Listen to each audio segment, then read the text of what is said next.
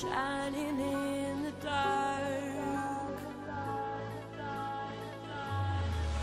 When opposite worlds collide, we know there's nothing but space between us. We will crash under the burning sky. Only when opposite worlds collide. When opposite worlds collide, we know there's nothing but space between us. We will crash under the burning sky. Only when opposite worlds collide.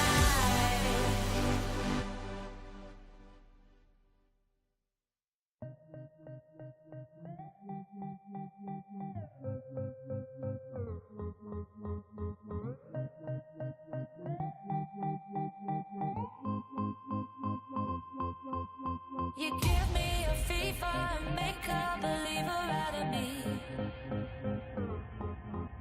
I was just a dreamer, but dreams are now my reality. I'm feeling, I'm bleeding, I'm needing for all eternity. My soul is on fire, this burning desire's heavenly. Then you're moving closer, breath upon my shoulder. Boy, I wanna hold ya. Heart is beating double time, I can't wait to make you mine. I just wanna know ya. I tremble when you call my name, the feeling driving me insane. I just can't get you off my brain. You play me like a melody, the sweetest sound is symphony. It's slowly taking over me. I feel the bassline dripping down my spine. I feel it getting closer, don't want this to be over.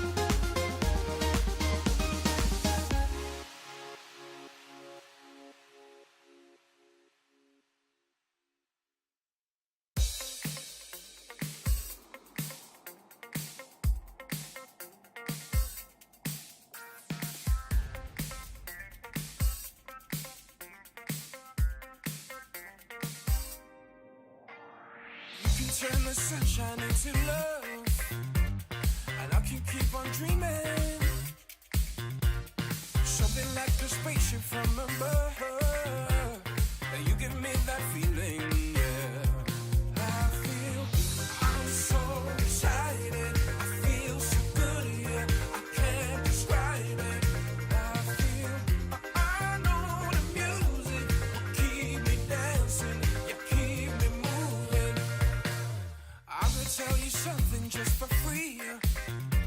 I hope you catch my meaning. I'm not here to waste nobody's time, so we should both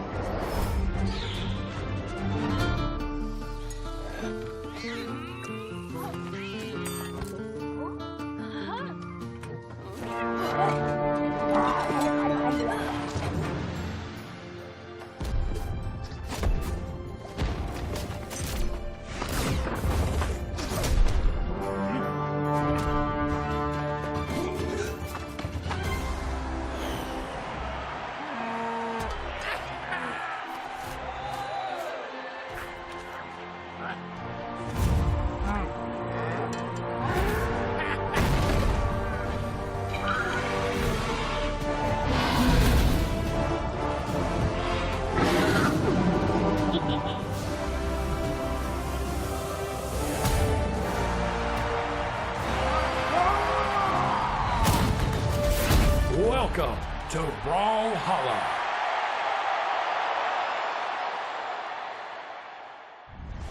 My goodness, that video is fire every single time. We are here for the Australian region, Summer Championships, 1v1s. It's your boy Zipmaster Flex, and I'm here with the man Spark. How you doing tonight? I'm a little bit unsettled, and I'm going to tell you why. Here's why I'm unsettled. I'm bald. Everyone knows this. Many people are saying that I, too, am a bald man. Okay. You, now bald this week. And they put the two bald men on the mic at the same time. Do you think that's a little convenient, the way those things worked out? It was definitely very convenient, but I'm going to go ahead and tell them I like what they did here, man, because I'm looking good. I'm liking the slick bald, you know what I mean? Call me cue ball, you feel me? And, Okay. And I think you're looking kind of slick here, too. I feel slick. I feel frictionless. And I think that the reason that they put the two most hairless men on the same desk at the exact same time is because we're here for Australia. That means that they are going to blow the hair off of anybody else that was standing behind this desk. So they thought they would do them a solid and put us here because ain't nothing they're going to blow off. I am going to go ahead and say I've heard knock your socks off, but I haven't heard blown the hair off. And you coined that one because that was good stuff. Australia's really going to do it for us today. We are getting into our top 8 for this one. Let's read off some of the players that we have now. Lower side of the bracket is lagging a little bit behind. You know, it's people who are really gripping tight to all their stocks, don't want to let those go, or else they'll be knocked out of the tournament. So some of the players that we do have ready right now in the winners finals on the top side of the bracket, we don't have Kyler. We don't have Tiger, who some people thought might be coming in. They thought that was going to be our winners finals, maybe even our grand finals. That's not the case here. We have Elsam and Asmodi coming in to this one. Now, some people may not recognize the name Asmodi. Of course, if you watched twos last week, we talked about Asmodi all the time. All the time. So if you watched a week ago, you know who Asmodi is. But for those who may not be as current, Asmodi used to go by the name Amaze. That was the name she previously played under. Now, after the name change, the permanent name change to Asmodi, that is the name going forward. So while we're not surprised to see Asmodi here necessarily, it is a little bit of an upset. Just getting this far, it is C2. Keep in mind, Asmodi coming into this one C2. Elsam actually being the one here is a little bit of a surprise given the seeding. If we're looking at that, that is seed 5. So Elsam coming in, breaking up that seeding a little bit, saying, no, Mr. First Seed Kyler Alice, it is not your turn yet, it's my turn. And it's going to be alongside Asmodi. That's going to be one heck of a winners finals. If we look at the rest of some of the bracket here, and if you want to look at the bracket at home, if you're watching a Twitch chat, ! Bracket, that'll give you a link to this bracket, and then eventually all the rest of the brackets this weekend during those events. But you can also go to start.gg/Brawlhalla. That'll give you a link to current brackets, past brackets, and future brackets. So in case you want to follow along at home, we got that for you. On the lower side of the bracket, we're actually going to have to dip a little bit back into the top 32 to see how this is going to go. See who the most notable players in that are Hipka. Excuse me. Yes. We were saying Hipka, but incorrect. we did get the correction. It is Hipka, of course, was part of the 2v2 team, Vey and Hipka, from last week. You and I, again, we were on the Australian blog for 2v2. That's so correct. Very familiar with Vey and Hipka now. Let's see. Hipka is in a top 8 lower side qualifier match right now against Dublikek. So that is also another recognizable name. It looks like Cheeseface got knocked out. I believe Cheeseface was streaming his tournament POV earlier today. Unfortunately, I don't know if he's still doing the watch party for that. You may be able to go to twitch.tv/Cheeseface. Not sure on that name, but just Google it. You'll find it. So then let's see. Who else do we have down here? Vey is still currently in the tournament. The other side of Vey and Hipka. Going to be one round back from where Hipka is. Vey versus Ket. That is going to lead to a top 8 lower side qualifier match of Vey versus Rygundus or Ket versus Rygundus, depending on who wins that previous set. I'm looking forward to it because Rygundus brings the heat with that lance, man. That's going to be some good stuff. Hopefully, we get to see the Ogrim come out, and if we even get to that match, right? Because we said we're back a little bit, and they're going to have to get that caught up before we even get down there into those matches, but just wanted to paint you a picture and understand what we have, the things to come. And Sparky is doing a great job over here. He's the bracket man, brings his laptop, and he breaks it down for the people. I love it every single time. I'm just here to try and make up for any weaknesses that I have as a commentator that can be easily solved by a new piece of technology that I get to spend money on and then get excited when it's coming in the mail. It's my favorite thing. Yeah! Aside from, of course, incredible Brawlhalla 1v1 tournament action here at the Australian Summer Championships. I know everybody at home is wanting to get into this one. They're ready to start the games. We are going to have to wait just a little bit, give you some points, and those viewer rewards, stretch it out just a little bit. I know not too many of you are unhappy about that one. I don't think anyone is unhappy about that one. You guys love those viewership rewards, and this is just giving you a little bit more time to rack up those points. Now keep in mind, after this, we will have SEA. It'll be like right after this tournament. So we will crown our Australia 1v1 Summer Champion, and then we'll roll right on into that after that into SEA. So the night is young. We have some great 1v1 Brawlhalla action coming up for you right now, and we're going to get on into this one. Yes, sir. Yes, sir. Elsam versus Asmodi to kick this bad boy off on that winner side of the bracket. I'm excited for it because Asmodi was turning up the heat last time, dropping big numbers. We saw a few 700 damage games. I will not forget there was a 925 damage game in those doubles. So, I mean, if you can do it against two people, how much damage are you going to drop against one? And it was straight up Asmodi carrying Goddess. Like, we just got to be real. Goddess said it herself. She said it in a public setting. So I feel safe in saying that as well. Asmodi did so much work. I expect to see that continue into ones. Now, keep in mind, Asmodi is coming into this one off of a 3-0 victory against Tiger, who is currently situated physically in Australia. Yeah. So that's huge. So, well, real quick, before we get into the match, we haven't got it up yet. They're still selecting characters. So, does Tiger still run the Koji? Is that what we're still getting out of Tiger? Let me look at characters that have been reported. Let's see if Tiger was a good boy or a bad boy. Tiger was a very bad boy. Did not report any of his characters, and also equal shame on the people he played against because they had a hand in that as well. So you shame both on Tiger. reported it. I'm saying, look, this is just between you and me. Yeah, come on now. I think that's the reason that Tiger got 0-3. I'm going to say it. Okay. I think that's what happened. We'll see if that ends up playing out because Tiger is still on the lower side of the bracket. We don't even know the people that Tiger might be facing, really, at least at this point, because there is a set right before Tiger's set on the elimination side of the bracket that still needs players in it. So we still have several sets that need to happen before we know who Tiger's going to be going up against at his first match on the elimination side of the bracket. Now, if we look at the other side, if we're talking about the other side of this Asmodi versus Elsam, that is going to be Elsam. If we're looking at the previous set right before this, it was Elsam versus Kyler Alice. Right. That's going to be Seed 5 versus Seed 1, and that was a Game 5 situation that Elsam took out. Incredible work from Elsam. It looks like Elsam's coming in. The only reported character that we've seen so far from that set is going to be in a Asuri, and if the lobby that you and I can both see is any indication of that, it is going to be that Asuri, and on Asmodi's side, it's going to be a Moonin. A Moonin. I cannot believe this.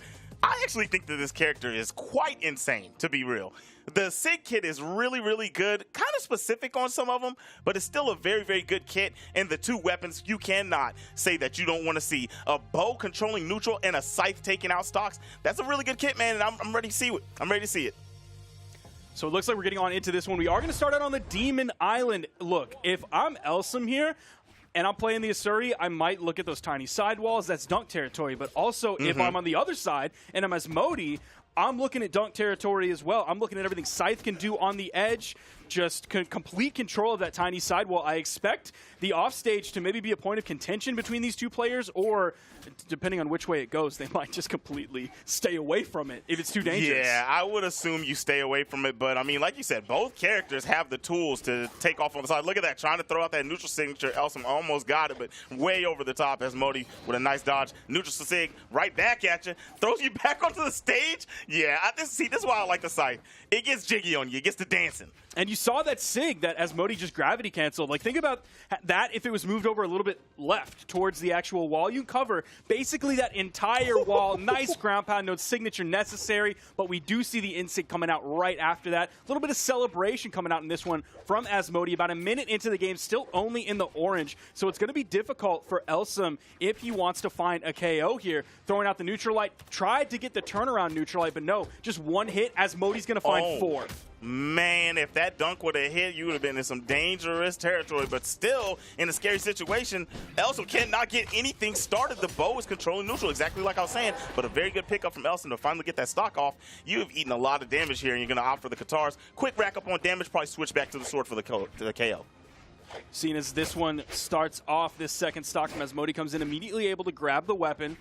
We'll see what she's able to do with it. Boom, 2 hits. Elsam's already in the red. I was almost half expecting a ground pound to come out there. Weapon toss going to go a little bit high. GC down heavy. Another signature celebration coming out from Asmodi. Now on the scythe still. There is a weapon spawn on the field. Elsam going to be looking for that one. I believe it is going to be a sword. We'll see what he's able to do with it compared to the Katars, which... Look, I'm going to be real. Haven't seen too much that I'm fond of from that Katar kit from Elsam so far. I mean, they haven't really gotten a chance to play, right? Like, Agreed. Yeah. Elsam's kind of getting controlled. Oh my gosh, got sent down low. Really could have been a different approach, but I like it. You have the lead. You don't have to overextend for anything. Asmodi is trying to find these final touches, rack up some more damage. But man, Elsam has a tall hill to climb. Oh, that could have been huge. The sweat beads were up. Could have picked up that down light into side air to really get him off the side, and Asmodi could have been toast. Now we do still have Elsam actually until that last hit in the orange. Now on the red, I believe if Asmodi is looking for a D-Light into a recovery KO, D-Light into neutral light KO, anything like that, we'll probably need a little bit more damage before we're talking about a KO potential here. Definitely on the Demon Island, but we could see Elsam pick it up if it's high enough in the air. Asmodi picking it up high enough in the air might lead to that earlier KO. All right, Elsam fighting unarmed. Nice job. Able to secure a weapon. And now let's see what you can do against this scythe that's been really dominating this match. Snatched and thrown back off the side. Where are you going, my friend? Side air. Here we go, Bo. This is scary. This is scary. Oh, was able to touch without having to use the recovery because you definitely would have got dunked. Picked up with the recovery from the Bo. Asmodi with a nice game. 646 damage. Now, despite that early lead that Asmodi got, if you look at the way the game ended, it was actually much closer than I would have expected given like the first half to 2/3 of the game. Like you can see in the top right, Asmodi is pretty close to being red. But if you're an Asmodi fan out there, you saw that recovery pickup. You knew it was all the way to the left, all the way high, and all of that damage was already built up on Elsam. With 646, man, that's not super efficient. If we're going to divide that by 3, I'm going to make the numbers a little bit easier for me. We're going to round it down 645. That is 215 damage per stock. I like is not what you great. did. Simplified math. I like what you did. Got to make it easier for everyone out there, and especially got to make it easier for me. Quick maths. Man's not hard. All right, takes. Oh my gosh, what a start from Elsam. That was really, really dangerous. Came off the platform, put together a nice combination. Wasn't able to get the stock. Not enough damage, right? You're not a high damage legend. So here we go. Trying to get some more damage put on, but you have no weapon now. Now you have to deal with the bow. This is not where you want to be. Elsam did a good job finding his way in early on with Katars. Now swapping over to the sword. Likely going to look for that moment when he can find the D-Light recovery. You see how low he picked that recovery up. It is going to send off screen, but just barely. D-Light side air from the middle of the stage. That's going to be the KO. Elsam with a nice lead. Very nice lead. Here we go. Unarmed, fighting the Katars. I don't know about that idea. The way you kind of try to run it out and then get the weapon, but still a clean pickup. Only at white, right? You haven't only got touched once, right? Boom. Throws off the side with the down air. Oh, that could have been it. If he would have caught that one, if she would have got that one, that would have been the stock of Elsam.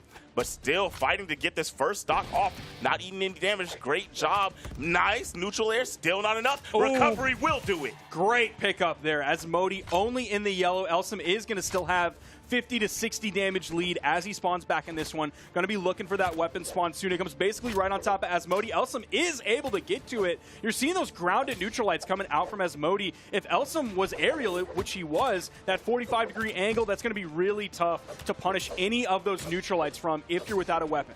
And it's scary too, right? The bow player really has to make choices on when to throw that neutral light out because it doesn't hit in the front unless you're like hugged up on them. But then you don't want to approach grounded because the side light is so good. Nice neutral signature from Elsam. And wow, just fighting back with a smooth attempt. Getting a combination right after picking up the weapon as Asmodi is about to take the lead on this set. Tries the ground pound, no. The nice three-piece that came out from Asmodi on that bow. Now the nice two-piece, D-Light into the recovery, going to be the true KO combo option coming out from Asmodi. Now has turned the tides, just a little bit of a lead in her favor. There is a weapon spawn on the middle of the stage. Dash down heavy from Elsam, going to secure the KO, also secures the weapon pickup. Another one coming in on the left soft platform. Asmodi's able to get to it in time. I'm loving to see people doing that unarmed down signature, that the you got served. Dash down heavy is such a good option. It's also a really good option if you gravity cancel it on the side, because if you look at anything else, like it covers kind of both sides. You cover stacked. It's going to be a KO combo option depending on how much damage you've actually put out on your team or your opponent. But it's just a solid move with also a lot of active frames. So you don't have to be quite as precise if we're talking about like throwing out a side heavy or if we're going for a GCD like ground pound or anything like that.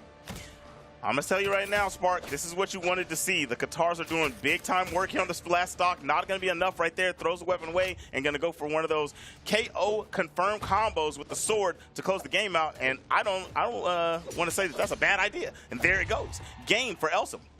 Player 2 wins. Going to be taking that one out. Looking at the damage numbers here, much better from Elsam and Asmodi. Now, Asmodi did end up coughing the L at the end of that one, but if we're looking at it's 518 damage dealt. That's like 150 damage less than the last game, and still it ended up being pretty close. Now, Elsam was in the orange, so maybe if you added out another 100 damage, you're going in the right direction if you're Asmodi. I have a question for you. Okay. Which one of them is more dripped out? Ooh, that's a tough. Look at them. They're saucing, That's right? tough. I gotta say, Asmodi, the color choice is better. I'm just gonna say flat out better. I think Elsam is a little bit behind because of the color choice. Yeah, the color choice is definitely Asmodi's, but that outfit Elsam has on is Sweet Baby Ray's. That is straight sauce.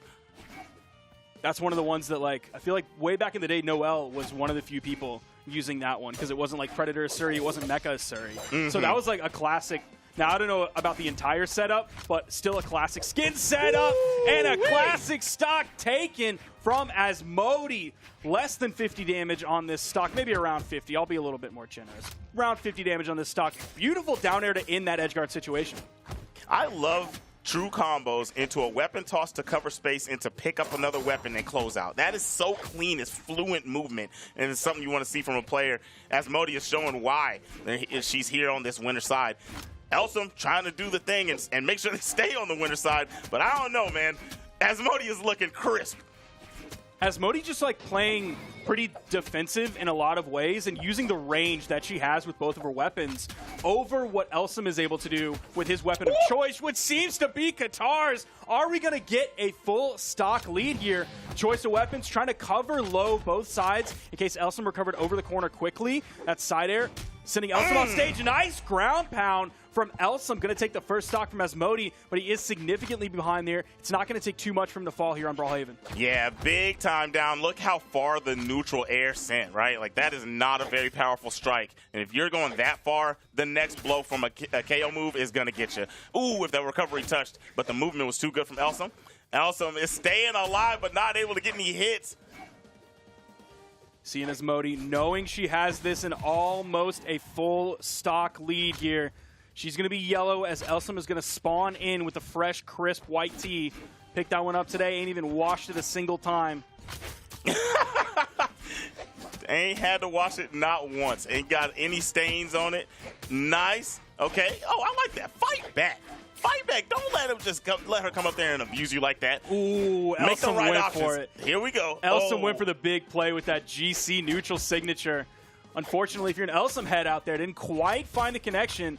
That could have almost evened up this game, but back to just strong neutral and the extended side air. Beautiful placement. Read that Elsam was going to be moving back towards the stage immediately. No going up, no going down. All it takes is the side air. This one right here. Yep. Oh, that was so good. It's like you got to dip low. The weapon's coming in hot. You already used your dodge, and bow. The down air will do it. And here we go. This is that final stock. Sent out to the side, and that little shimmy shake before sliding off the side. So good, so good. It's nice. It just kind of mixes up the timing of your opponent. He doesn't know exactly, is she committing now? Is she not? And you just tapped me on the shoulder, and I want you to explain why. So we saw the color change. Yep. I'm not going to lie. You know, the white tiger, really clean. I don't know. Without the sword in the hand, it doesn't look as clean. Here we go. See now? That's some drip. That's definitely, I wouldn't say that sword is as clean, but it's definitely more menacing.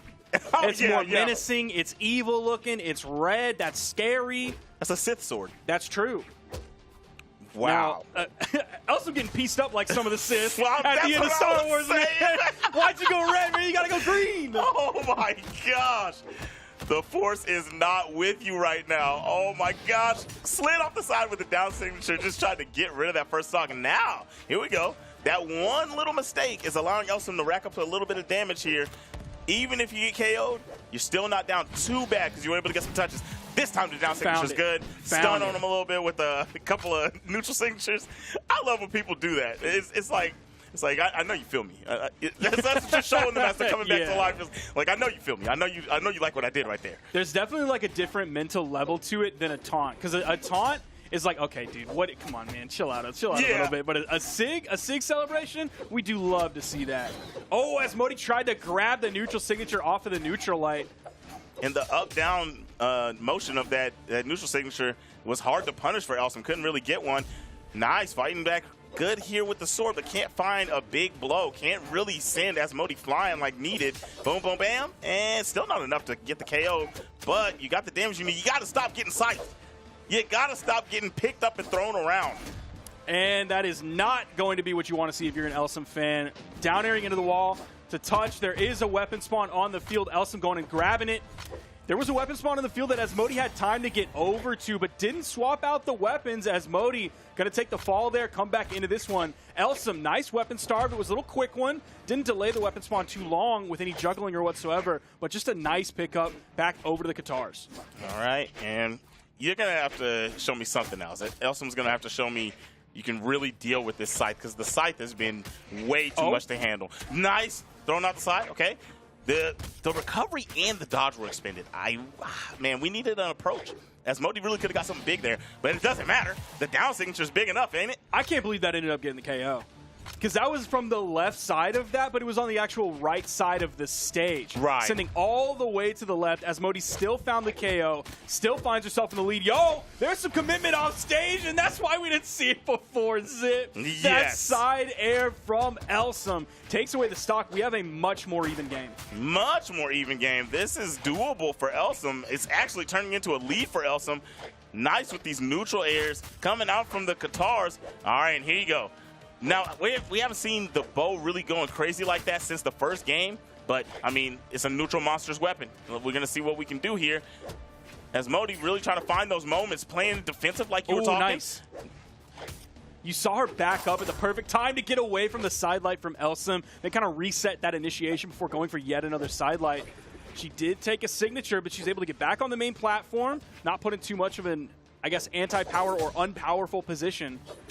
Oh, almost taking on the top. One more of those has got to do it for Elsam. That will do it, but you got to get the touch first. Asmodi trying to close the set out, doing a great job, moving and grooving. Clipped. It wasn't enough. You needed that downlight for that to be enough damage. Asmodi looking at a 2-1 right now against Elsam. Elsam looking for a possible trip down to the elimination bracket, and he is going to get that express ticket. First class, courtesy of Asmodi, takes it 3-1. Yeah, we flew here to Delta. I know I did, and that wasn't Comfort Plus. Yeah, that was definitely first class. Yeah, that's the seat that I'm looking at with envy as I'm crammed into my coach all the way in the back, sitting next to the bathroom, hearing the engine because it's about 6 inches from my ear. Active noise canceling, trying its best, but come on. Yeah, It's not going to be a nice first-class ticket like that, but that's not a ticket that Elsam wanted, man. That's going down really, well, I would say really early, but, I mean, it's Elsam. Coming in at seed 5 for this one, so not the craziest thing. Not the craziest finish whatsoever after that one. Asmodi has really been the talk of Australia here recently. Yeah, I mean, Asmodi is going crazy. Like, the last time in 2v2s, we already talked about the damage. We talked about the gameplay, the backpack that they put the teammate in. You know what I mean? It was everything. That was so much fun to watch, and it's not any less fun to watch in 1v1s. Beautiful gameplay. We saw the damage that the bow put out right there. It was about 434, if I can remember correctly. That was great from the one weapon. And like I said, it hadn't been seen like that since the first round. So to see it come back and be the closer is showing some well-rounded gameplay. Now, one thing, if you're an Elsam fan out there, you're going to want to hope that Elsam can find a better way in on any of the opponents that he might face further on through this tournament. Now, we don't know really who that's going to be. I'm going to take a quick glance at the bracket. Don't know how much is really filtered out. Not quite yet, so we're actually going to be going pretty early into the top 8 on the elimination side. But if we're talking specifically Elsam, he struggled to get in. It seemed like the best weapon by far, the weapon that he had the confidence with, the momentum with, was the Katars. Definitely. But he wasn't able to find his way in for meaningful damage often enough. I think that's the way that Asmodi was playing. I think that's the weapons that Asmodi was using. I think that's the character that Asmodi was using as well. It's all of those pieces together that kept Elsam kind of out, which is what you need if you're a Qatar player. You have to get in. You definitely have to get in. You could tell that the sword was the secondary weapon in that character setup, right? And when you're getting forced to play your secondary the whole game and the Qatars really couldn't get started, it wasn't a good look. Because like I said, Asmodi was playing both weapons, peak performance. Yep. Absolutely. So that's going to be Asmodi moving on into the grand finals. We're going down under, but not totally down under. That's Australia, but we're going down into the elimination side of the bracket. There we go. We're heading down there. We have Hipka versus Doggo. Now, seeing Doggo this early, let me look at what seed Doggo was going into this one. Because this is a little bit, seed 4 is Doggo. Made it into top 8 on the lower side of the bracket. Let me look back at the top 32 to see how close that final set was for Doggo. It was a game 5 situation for Doggo against Rogue just to get into top 8 on the bottom side. That's tough, man. When you're playing in a tournament like this, you want to have clean runs. You don't want to be getting exhausted, tournament fatigue, taking all these games far down to the wire. And here we go, Hipka versus Doggo. Now, I'm going to be honest, I haven't been watching as much of this region as I should, but I still love Doggo. We all know that. I've been saying it since I became a caster with you guys, and I want to see some gameplay. I can't believe, see, this is how I know I haven't been watching enough. Doggo's not running an axe, man, and that's that was the staple. That could be an option for Doggo to swap over to, depending on how this set goes. But we're seeing Doggo coming in on the Fate. We're seeing yet another Scythe legend here, and sort of one of the more underplayed Scythe legends. Mostly I'm saying it's not Mordex. If we're talking about all the played Scythe legends out there, Munin's definitely one of the least played that we've seen in tournament. Fate as well, though she does get a little bit more play if I'm looking at guys like DB, if I'm looking at some players in North America. So we'll see how this shakes out. We may see some defensive games again if Doggo, we just saw Doggo jumping around without throwing out an attack for like 5 to 6 seconds. So maybe Doggo just wants to play the range game until the orb comes out. Sig almost taking off the top. Well, when you got Hipka scared like this, Hipka's not doing anything. So Doggo was like, all right, I'll just move around with you and figure out when to throw this KO blow. That one was almost enough. One more of those side airs, especially this close to the side, will do it. And there we go, Doggo with the lead. Has a nice lead here, about 1 minute and 15 seconds into this game. Has his choice of weapons, sticking with the Scythe. We'll see Hipka coming into this one as Hattori. Going to kind of camp around those soft platforms. They're really high up. Nice double recovery. Now gave Hipka room to grab the sword. If Doggo wants to play around those soft platforms, I would think Hipka wants that to maybe pick up, the recovery, the neutral air. Not enough just yet. One more recovery has got to do it. Yeah, definitely if it has the D-Light setup. With the sword in hand, I definitely would not be playing on those plats like that. You know, short hop, neutral lights will hit you, recoveries will hit you. You can't even do some play arounds, go up there and really make you think about it and go into D-light recoveries. And, I mean, that recovery raw is just going to do it. Now Hipka going to have choice of weapons, goes over back to the spear. Haven't seen too much spear gameplay yet. Coming out from Hipka, opening this one up with a nice falling neutral air. Gets juggled a little bit in the air. Uses that long range of the vertical pogos to hit straight down, landing on top of Dog.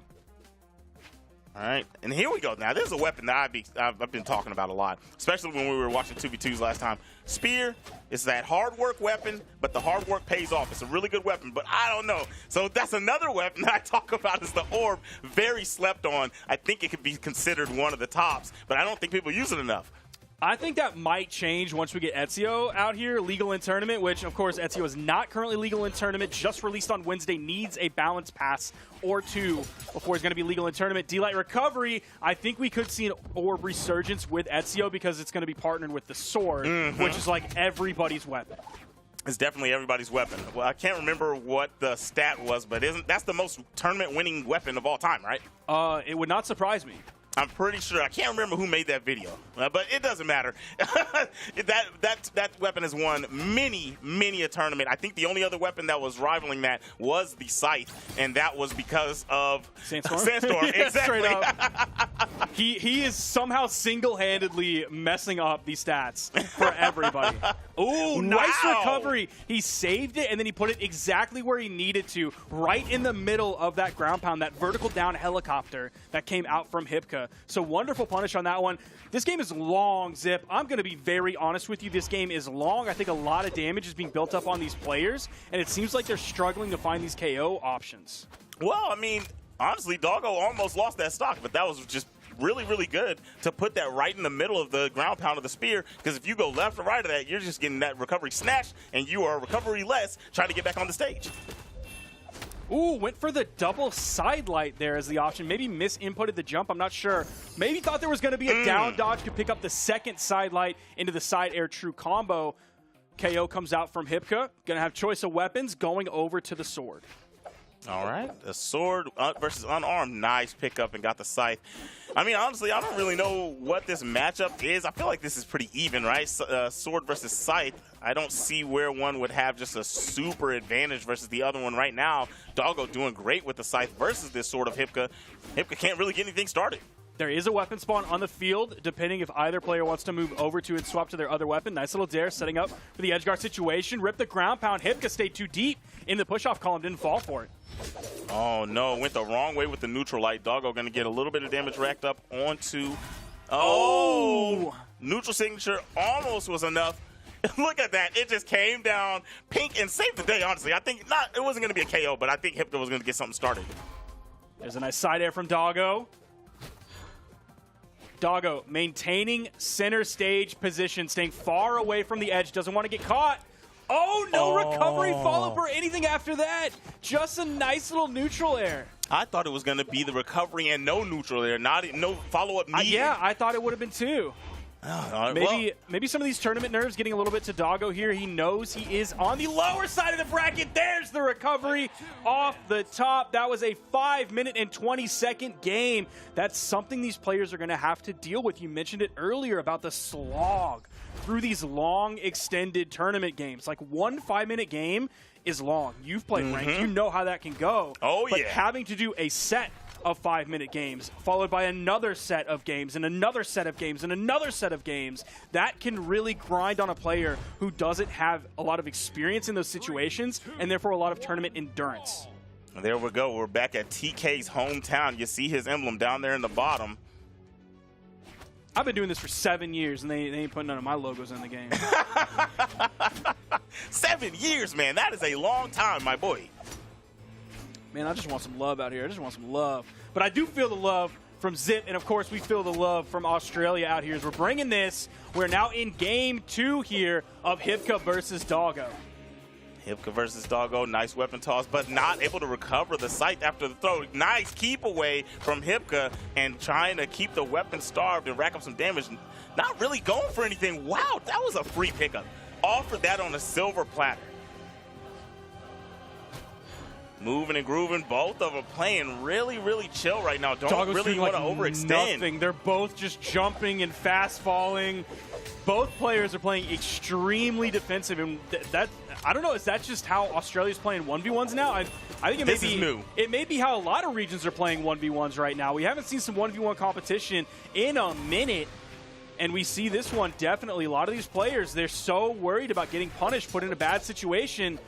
Almost a minute 20 into this game. Hipka going a little bit deep with the ground pound. That's why we aren't seeing some commitments from these players. Is you see actually an overcommitment there with the ground pound, hoping they can pick up an early one on the recovery back for Doggo, but no, immediate down air from Doggo, bouncing the orb off the wall. Side sig gonna even up the stocks.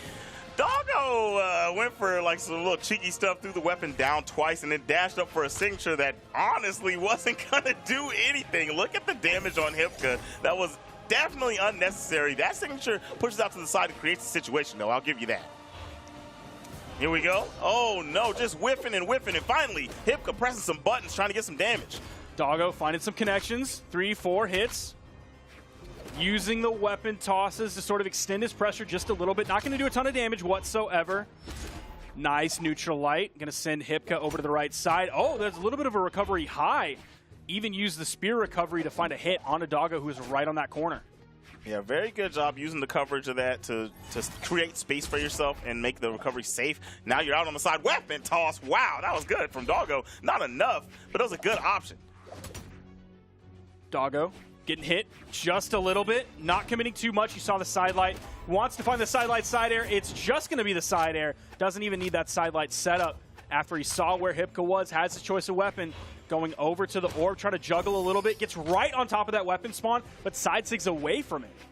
I'm not mad at these SIGs coming out. I always feel like the more SIGs, the better. Whenever you start throwing those out, it puts a little bit more fear in the other player because they're not only looking out for regular light attacks now. Now they got to start, look at the dunk attempt again from Hipka. But they're not only looking out for light attacks, now they got to start looking for that SIG pack, man. And Fate definitely has got some good ones. The movement on that side signature, the height and the quickness of the new. There it is, the neutral signature. The That's neutral all signature I'll as well. say. That side signature, though, you'll jump on that star, and you will like move yourself in and then out of danger with all of the movement that it has, all of the speed and quickness it has. So you can put yourself like in and then escape that bad situation, all while putting out a hitbox. All right, let me. I'm gonna grab my phone real quick, and I'm gonna message Hipka. I'm gonna say, if you don't press buttons, you can't do damage. Okay. I don't know if Hipka knows that. I'm not sure. Hipka, on final stock, you're definitely nervous about every single commitment that they make. Yeah, that is true. Even that weapon toss, immediately punished, does pick up the spear. Recovery's down. coming out. It's like, I'm not sure. Hipka just doesn't look confident in their movement whatsoever, which is a far cry from what we saw in 2s last week. For sure. But, I mean, maybe it's showing that without somebody to help and cover you, it's like the decision-making is that much harder, right? Because you know that there's nothing else to save you. You're all alone out there with one opponent, and you can't allow yourself to believe that they're stronger in your mind. You got to just play your game and don't let them dictate everything you do. Sometimes you got to trip them up. If you're sitting here playing this relaxed, it's kind of allowing Doggo to dictate every single thing and control the pace of the match. And that's the thing about, I don't want to call them new players because obviously Hipka's been playing for a while, but in terms of new players showing up on stream is you eventually learn how they play. Maybe this is just the Hipka Classic. Maybe Hipka likes to play the game slow. We have more than a few players. I mean, you can see the damage is basically even. That ground pound going to bounce off the stage, take away some of that momentum. Recovery not quite enough off the top. Tried to find the ground pound again. That would have sent to the left, probably led to a KO. Weapon toss, the dodge is down. Doggo, not sure if he meant to actually extend that off the stage to attempt the KO or if it was just more of a bait.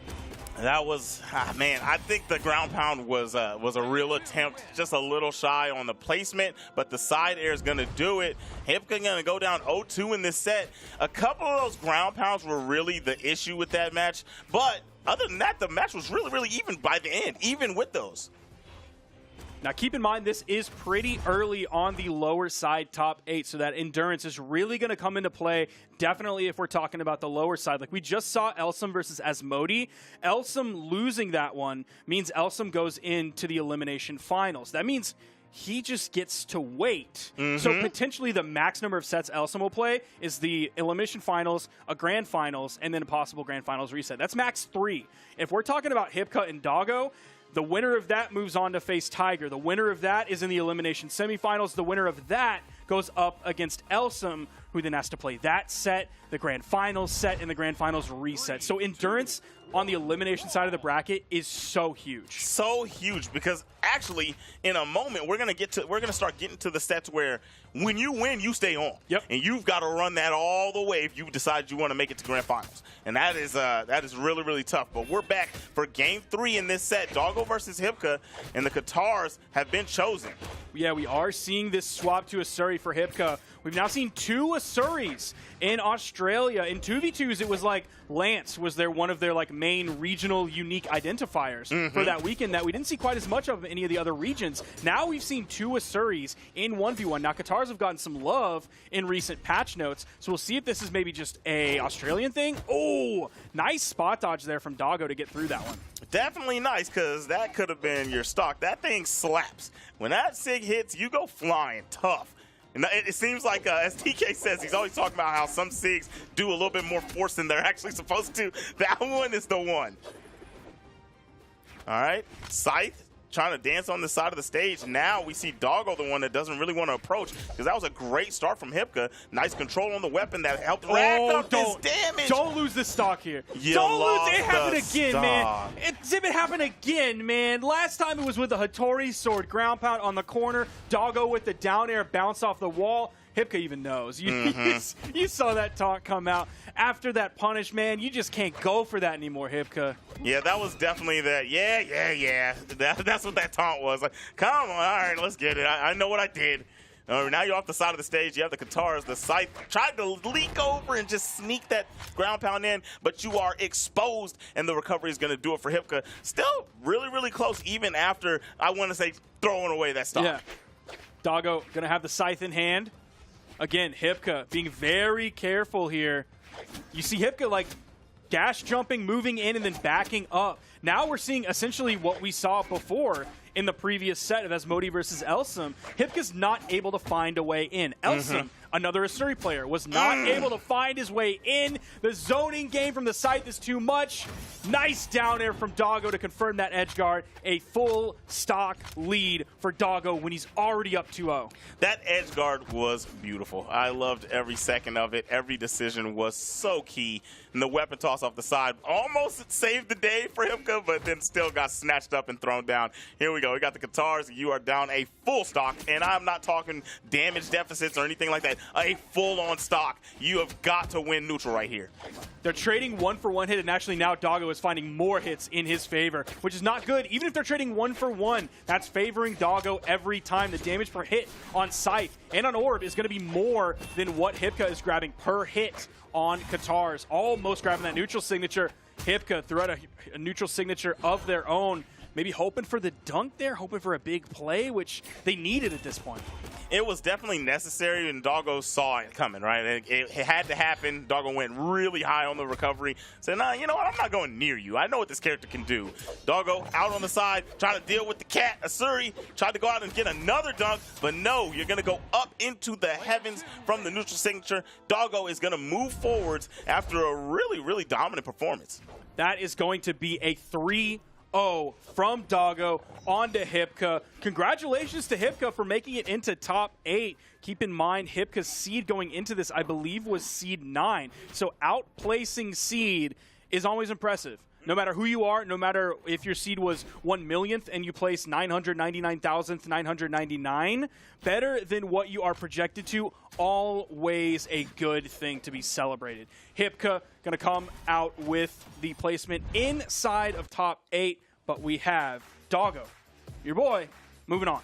Doggo doing a great job. 505 damage in that last game. Only took 296, 46% accuracy. That was a very low swinging game. Yep. 52 strikes for Hipka and 65 for Doggo. They were not pressing buttons. I'm trying to see some mashing. I'm trying to see some DNF duel. Now, let's look at that. Let's hold up on that graph real quick. Look at that like area in the middle between Doggo's first stock and Doggo's second stock. Now, keep in mind, Doggo is in the red. The wedges belong to Doggo that are colored red. So you have that extended period of time where Doggo took no damage.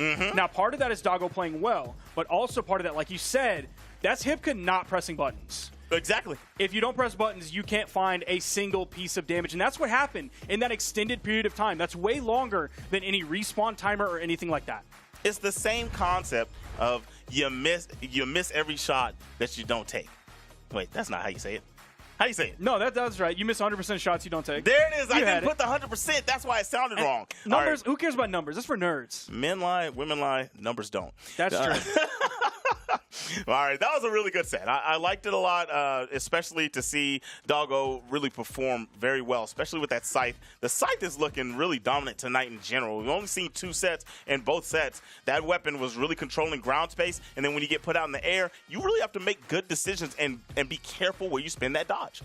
Now, you mentioned one thing really important is that these players on the elimination side of the bracket at this point in the tournament, when you win, you got to roll right on into the next one. And that's exactly the case for Doggo here. Doggo is moving on past Hipka after that 3-0 finish, now has to fight Tiger, the man from Southeast Asia who is currently residing in Australia playing for this tournament. Now this is important for multiple reasons. One, it's always cool to see someone go to another region and compete against those players. Yeah. But for the longest time, and through past history and even kind of currently, people consider Australia to be the quote-unquote weakest region.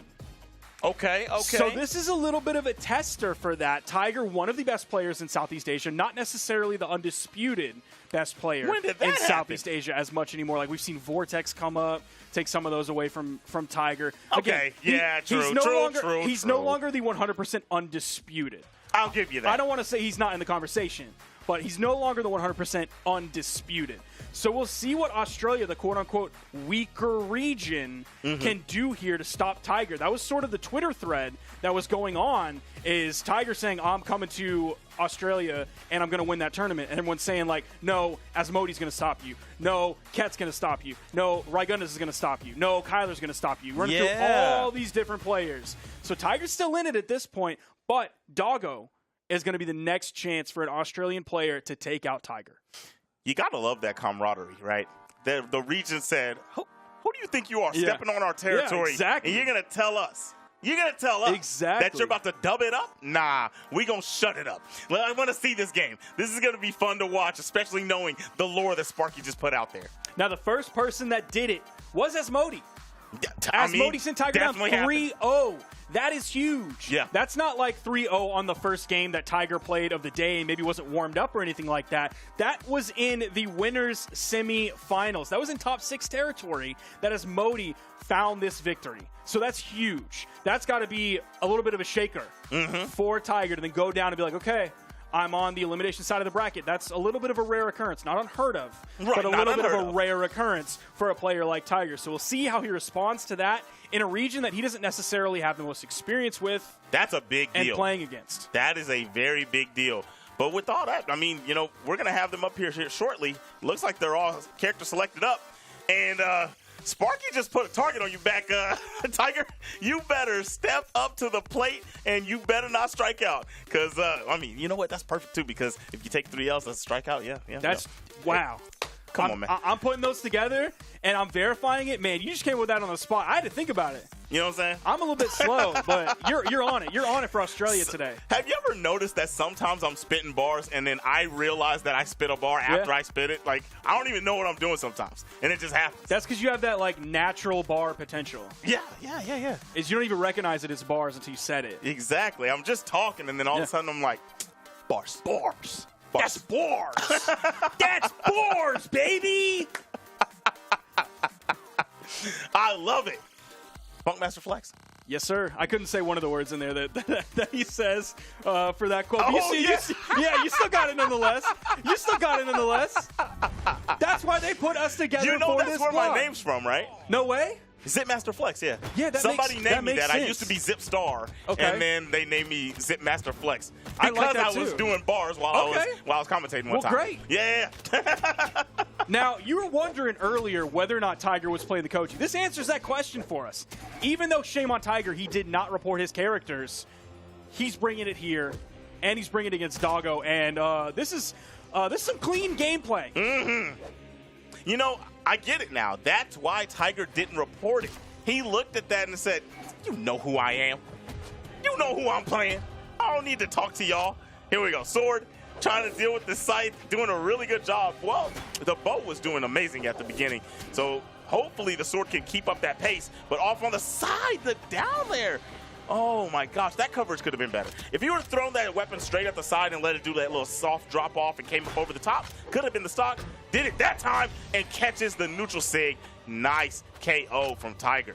So based on what we're seeing so far, this is classic clean gameplay from Tiger. One of the cleanest Kojis out there. That was like always his play style, is he would take away so many stocks with the Koji, with the bow down air, just placing it perfectly on the side all the time in those edge guard situations. I worry that Doggo is going to find no way in against Tiger. He's just going to play too clean. Any of the like maybe overextensions that we saw Hipka go for, Tiger's not going to make those mistakes. Yeah, Tiger's definitely not going to make some of those mistakes. On the defensive end right now, trying to deal with the orb. Another signature coming out. The Nooch is doing it. The neutral signatures are landing. I want to see his percentage after this. I think he missed like one bow signature, the neutral sig on the bow. So we'll see what happens as this carries on. Oh, misses the true combo for the Dunkaroonie. Doggo cannot get rid of this first stock. Weapon advantage favoring Tiger. There is a spawn. Doggo eventually makes his way over to it. Didn't want to beeline to it in case getting punished. Sideline side air. Doggo going to take the first stock of Tiger. But he's very damaged, very in the red, has his choice of weapons, throws the actual scythe at Tiger himself in case his iframes on spawn were over, and picks up. Oh, what a beautiful weapon toss. What a classic. What an absolutely clean edge guard from Tiger. Tiger's always been really, really good with the weapon throws, like in controlling space off stage for the edge guards. So you really have to make your decisions. And that's another thing, too. Tiger doesn't really come off of the stage with you. Not all the time, but the edge guard is still that prevalent, staying close and hugged to the side. It's like he'll go for like one hit. And like that's all he needs. If he can't go for the one hit situation, or he finds the one hit, he's not going to overextend. Tiger plays really reserved. I don't want to necessarily call him defensive, because if you watch his gameplay, you're not going to say he's playing defensive. I just think he plays like reserved. He knows his ability. He knows a lot of the abilities of his opponent. He knows exactly where he can get his stuff in and where he shouldn't try it. It's aggressive but controlled. Yeah, exactly. Reserved was perfect. I just wanted to give another way for the people to understand it. Nice down there, and there is the Tiger weapon Two toss stocks that we just talked about. Good stuff. Okay. All right. So Tiger trying not to get struck out. Doing a great job. That was a great first game. Doggo's going to have to step it up. That was so good. Weapon toss make you want to have to go over the top, and you get snatched up by that mat, and that does damage. That's the biking. Now you don't know anything about Guilty Gear, huh? I don't, man. I'm telling you, they should never put us together, because you drop references that I don't get. But that's part of the fun, though. And yeah, but then I look like a big old dumb idiot, and then I drop one, and you get it, and you look like the hero. It'd be like that, man. It'd be like that. Oh my gosh. Okay, here we go. The next game has been started. Doggo really had a struggle in that first one, because Tiger was playing immaculate, especially with the bow. Sword was good, but the bow was the star of the show. Now, Tiger came out that one with 600 damage dealt even, which isn't a great number. It's definitely not terrible. You're averaging about 200 damage per stock. And if you think about the way he was taking those stocks, is he was taking them with like a D-Light recovery or a D-Light side air if we're talking about sword. He was taking them at sort of essentially at that 200 damage. It wasn't anything huge. He wasn't grabbing signatures super early or anything like that. So about 600 damage isn't bad. It's not great. Yeah. It's not terrible. It's definitely, it's not great, but it's not terrible at all. And with the way he played, only taking 315 damage, that makes that 200 damage average per stock way better. Exactly. Now, one thing I do want to say is in the set against Hipka, we saw a lot of signatures coming out from Doggo, and in that previous game, we only saw one for 0% accuracy. Wow! The turnaround! When I was done talking about the accuracy there, I was going to, go over here and talk about how Doggo was going to have the lead, because I thought Doggo was going to get the stock. But much to my dismay. Okay, king of the dance hall. Evening it up. Nice quick one coming out from Doggo. I do love the the D-Heavy as just that like quick stock cleanup when you spawn back in and you have iframes and you're at the weapon disadvantage, but your opponent is really damaged. I've taken so many of those from Magma Bob when we play customs about him spawning back in and cleaning up my stock just like that. All right, sword swinging away, controlling the space. You can't really just go in there, especially with the stubbiness of the orb. You get vacuumed into those neutral lights, sliding in for the down light. Tiger putting some movement to it after staying in place so long under that right platform. Now, he's got to figure it out. You got to figure out what Tiger's doing. Nice pickup from Doggo, racking up a little bit of damage. Orb is the answer. I think that's going to be the better weapon, because the scythe last game, wasn't the one. He's keeping himself in this very nicely. Now actually has the lead against Tiger. Just completely controlling the ground. You see him really only go one jump height up. Nice side signature. You were talking about how he wasn't really using those previously, and even now, that one was one of the more rare signatures that we've seen compared to the previous set. I think he's worried that Tiger is a little bit tighter on his punishes than Hipka might have been. I mean, but that neutral sig with this orb, oh, hey, nice job. That was really good damage. Really good damage. We haven't seen a lot of that. That was, what, 4 hits consecutively?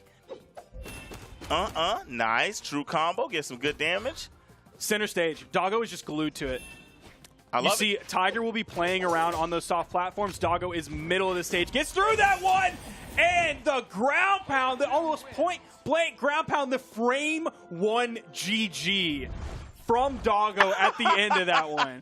He is confident after that game. Okay, see, I can't believe that didn't KO, but either way it goes, that was nice. He comes straight off the platform, hit the side air. But now, hold on. Come on, bro. What are you doing? I can't believe What are you doing? that he was able to pick that one up that quickly. I'm surprised it came out that fast. I thought it might have been a little bit slower than that. But excellent placement from Doggo. Tiger did the thing that Hipka did and went in with that one, slide charging that signature, I believe, and then just ate that orb. Just absolutely got a big old bite out of it, and it was just too much. I mean, I'm going to call it. That was a wild boy play. Like that's a play you do when you're the one up 2-1. Yep. Like, what? Not for the game. Not like this. All right, but it's still 1-1. Tiger's still in this thing. Got the bow to start this one off, but the orb from Doggo is just getting better and better with time, like fine wine. Tiger bounce passing the bow to himself, not choosing to pick up the sword. Some nice nooch coming out from Tiger. No overextensions off stage whatsoever. He'll stay on that corner, then back up just a little bit. You see him over to the wall. Boom. A flurry of dares come out. Turning this one around with a ground pound from Tiger. Get perfect. dunked. Perfect interruption. Hey, man. I think that might be the first time I've ever seen that signature get dunked. I don't think I've ever seen that. I think we didn't have major active hitboxes from it. Like, we'll have to see that one in slow motion. I don't think any of the animation came out. I don't think any of the hitboxes, any of the major hitboxes, that is, were active at that time. Neutral sig taking off. Gonna find that one. Yep, definitely found that one quickly. Neutral sig. See, look, start that sig I was talking about a moment ago. That thing is so fast, and honestly, that thing rises up quickly. Your decision-making's got to be on point if you're going to punish that cleanly every single time. Just use it. I don't see why not. Hey, yo, I see you, Tiger. 2 of them back to back. That's Tiger, uppercut. Neutral light coming out from Doggo. Using that bounce pass. He's finding some really good damage here. See if Tiger's able to interrupt that momentum. Again, holding center stage from Tiger as well. Seems like Doggo and Tiger really focused on being as far away from those blast zones. I know that goes without saying, because that's Brawlhalla. That's the video game. But maintaining that center stage control, being as far away from those blast zones at all times, can really help extend your stocks. Doing a great job, both of them right now. I'm loving the way this neutral's being played. They're both, landing good hits, but not letting the other. Wow, stop the slide. And no Kirby around here. You feel me? All right, orb is in the hand. Oh, if that would have hit, the recovery would have been taken away, and it would have been the true combo into the side air. Even if it didn't KO off the side, it was going to be enough for the KO. Here we go, still with the weapon stars. Doggo doing a great job. Nice, tried the neutral signature with the sight. Another sig that I think is really good. What? I thought that Tiger could have got that one. Tiger could have went out there and got that. Everything was gone. Dodge, the recovery. The only thing that was left was one more jump. Tiger's got to be careful, man. He's almost getting caught by these neutral signatures from Doggo's Scythe. He's had 2 back-to-back insigs that were really close to hitting Tiger. The second stock, man, it's taken so long. Neither one wants to go. This is great stuff from both of them. Surviving and not getting hit in the bad spots of the map. That one is still not enough. Their placement is there. Like, they're getting hits, and they're both fighting tough, but nobody's getting hit with those big-time KO blows. There we go. Finally, that was so many hits that even from the far right side of the screen over to the left, that orb is going to get that KO. Now, highly damaged is Doggo, but has a good lead. If you can rack up some damage here, you're going to be in a great position. Nice. That was offensive defense. I mean, that was defensive offense. To snatch back and throw him off the stage, nice. A neutral light from the sword will do it for Tiger. That is how maroon Doggo's health was. Tiger coming back in, has weapon control. Spawn comes in, soft platform. Tiger controls it, barely grabs that sword out from under Doggo. We're just seeing a lot of zoning moves. Tiger's just like throwing out moves, hoping that Doggo's going to push into them. That's how you play the sword. You get to swinging. You get to slicing and dicing. Okay, Look at this. This is how you play the sword. He's I done love that it. so many times. After the neutral light whiffs, immediate side light. Yeah, the roly-poly. Okay, Tiger still has control of this game. Nice. D-light side air. Hoping the edge guard situation leads to the KO earlier than like a juggle opportunity off the top. He's hoping for the almost point-blank desync on the bow, swapping back over to the sword. Yeah, this is a lot of damage on Doggo. Doggo caught by the Sayer. Just a second little tip of that swipe, and that'll be it. 591 damage. I like it. So let's get these sig counts, right? Because that game... Oh, hold on. Look. Here it is. I'm calling medium rare steak. I saw a little pink. There was some pink on that, man. No shot there was a hitbox out. No shot. Look, there's some pink on that. Yeah, that's like the beginning of the bit. Okay, that's the beginning of it. Maybe there was like a hitbox buried in the wall, but yeah, that was just perfect punish from Tiger. He really timed that one. Absolutely picture perfect. All right, I got you. Good stuff either way. I don't know many people that could have punished that correctly, though. I mean, for real. Yeah, we really got to give Tiger credit for that one. He's now up 2-0 in this set against Doggo. We're going to the Demon Island. No swaps whatsoever from these players. I don't think it's necessary, right? You're playing your mains. Hold it down for the peeps. All your character loyalists out there, show them that it can be done. 2-1 Tiger's way, sword versus orb. Yeah, like I said, the orb was beating the bow last game, if I'm not mistaken. So yeah, I understand. You stick with this, and yeah, Tiger had a lot of success with the closeout of the games. Also with the sword too. Nice. There is a weapon spawn on the field. You see Tiger swap over to it. D-Light into the side air, setting up the edge guard situation. Doggo holding on to his movement options, did not end up touching that beautifully placed down air from Tiger. Completely cut that off. You don't get your jumps reset if you touch the 45-degree angle of that wall. It has to be the vertical. Talk to me, because I was going to say that's got to hurt because it looked like a touch. But, you know, sometimes it's just not the real deal. And you are given the facts. I love that information. Recovery coming out from Doggo. Nice answer back. Back to an even game. All right. We're going to get a weapon starve, like a lot of fighting in between. Nah, just a little kickback. Gets a bow fairly fast. Now, bow versus orb. This is the matchup I want to see, especially with low damages. Because when the damage is high, Tiger's really able to toss you around with a bow and control the neutral. Yo! Caught you trying to re-enter. Nice side signature. That's a Koji classic right there. Oh, yeah. The animations on his are just so simple, but they're so nice. It's clean. Koji is like the cleanest character in the entire game. Part of that is due to high dex, so he's tough to punish. Part of that is sword is just a clean weapon to play. Bow, of course, one of the cleanest of all time. Oh, yeah. Weapons to play. That was a nice stage recovery by Doggo. Fought against that edge guard very, very well. Little stutters in the movement on the way back. He is getting handled, though.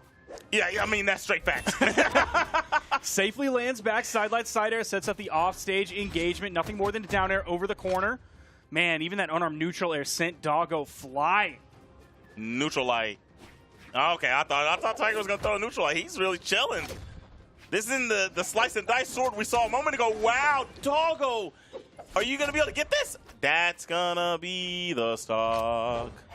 Doggo sitting in the middle of the stage all by his lonesome as Tiger's going to spawn back into this one. So much damage on that stock. It's not going to take much.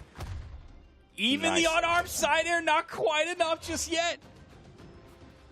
Yeah, that's actually a lot of damage on Doggo. I can't believe that wasn't enough. Hey, look at this movement, these punishes. Oh, nice juggle. Doggo really wants to tie this setup. Got some good damage. Nice little crispy yellow on there, mustard yellow. He did put out a quick 50-ish as he spawned back in. Tiger not able to deny that weapon. Scythe comes in for Doggo. Has Tiger in the orange. But Tiger finding his way back. 1 or 2 more hits. Doggo's going to be in the orange as well. There it is. Second hit. When Tiger gets rolling with the bow, it's real dangerous. You really got to stop that momentum. Oh! Third time's a charm. Doggo got hit by that combination 2 times in a row, and this time with the turnaround on the wake up to get that neutral light and throw Tiger backwards. Orb is going to be the option to try to close this out. Tiger stuck with the bow. I don't know if this is what he wants. He's been KOing with the sword. Still not enough. Tiger has a chance to get back on stage. Nice coverage by Doggo to tie the set 2-2. We're going to have a Game 5 situation here coming up. 585 damage from Doggo to 572 from Tiger. I'm going to have to look at this graph. Man, hopefully get a chance to see the graph before they move into this one. Doggo's first stock is falling pretty quickly, and then his second stock is just Extension City. Oh, yeah. That's like weave in the braids, you know what I'm saying? The extensions. Yeah, I got you. Oh, no, bro. I'm bald and I'm white. Come on, Zin. See, how do you expect me to get that one, man? The fact that you said you're white means you understood. That is hilarious. So, anyway, that is 2-2 on the set. I'm loving what we got going on here. Doggo, like you said, controlling the middle of the game very heftily. And Tiger's having good closeouts when he can inch into that lead. Yeah, definitely. But if you're going to allow Doggo to have that kind of second stock, you're not going to have the lead, so you're not going to be able to KO. And I like that Doggo got really, really aggressive when we saw that the bow was in hand there at the end. That's how Doggo ended up closing that bad boy out. The sword has been the KO weapon and the finisher for Tiger. Tiger was not able to get one of those bad boys. So what happened? 2-2.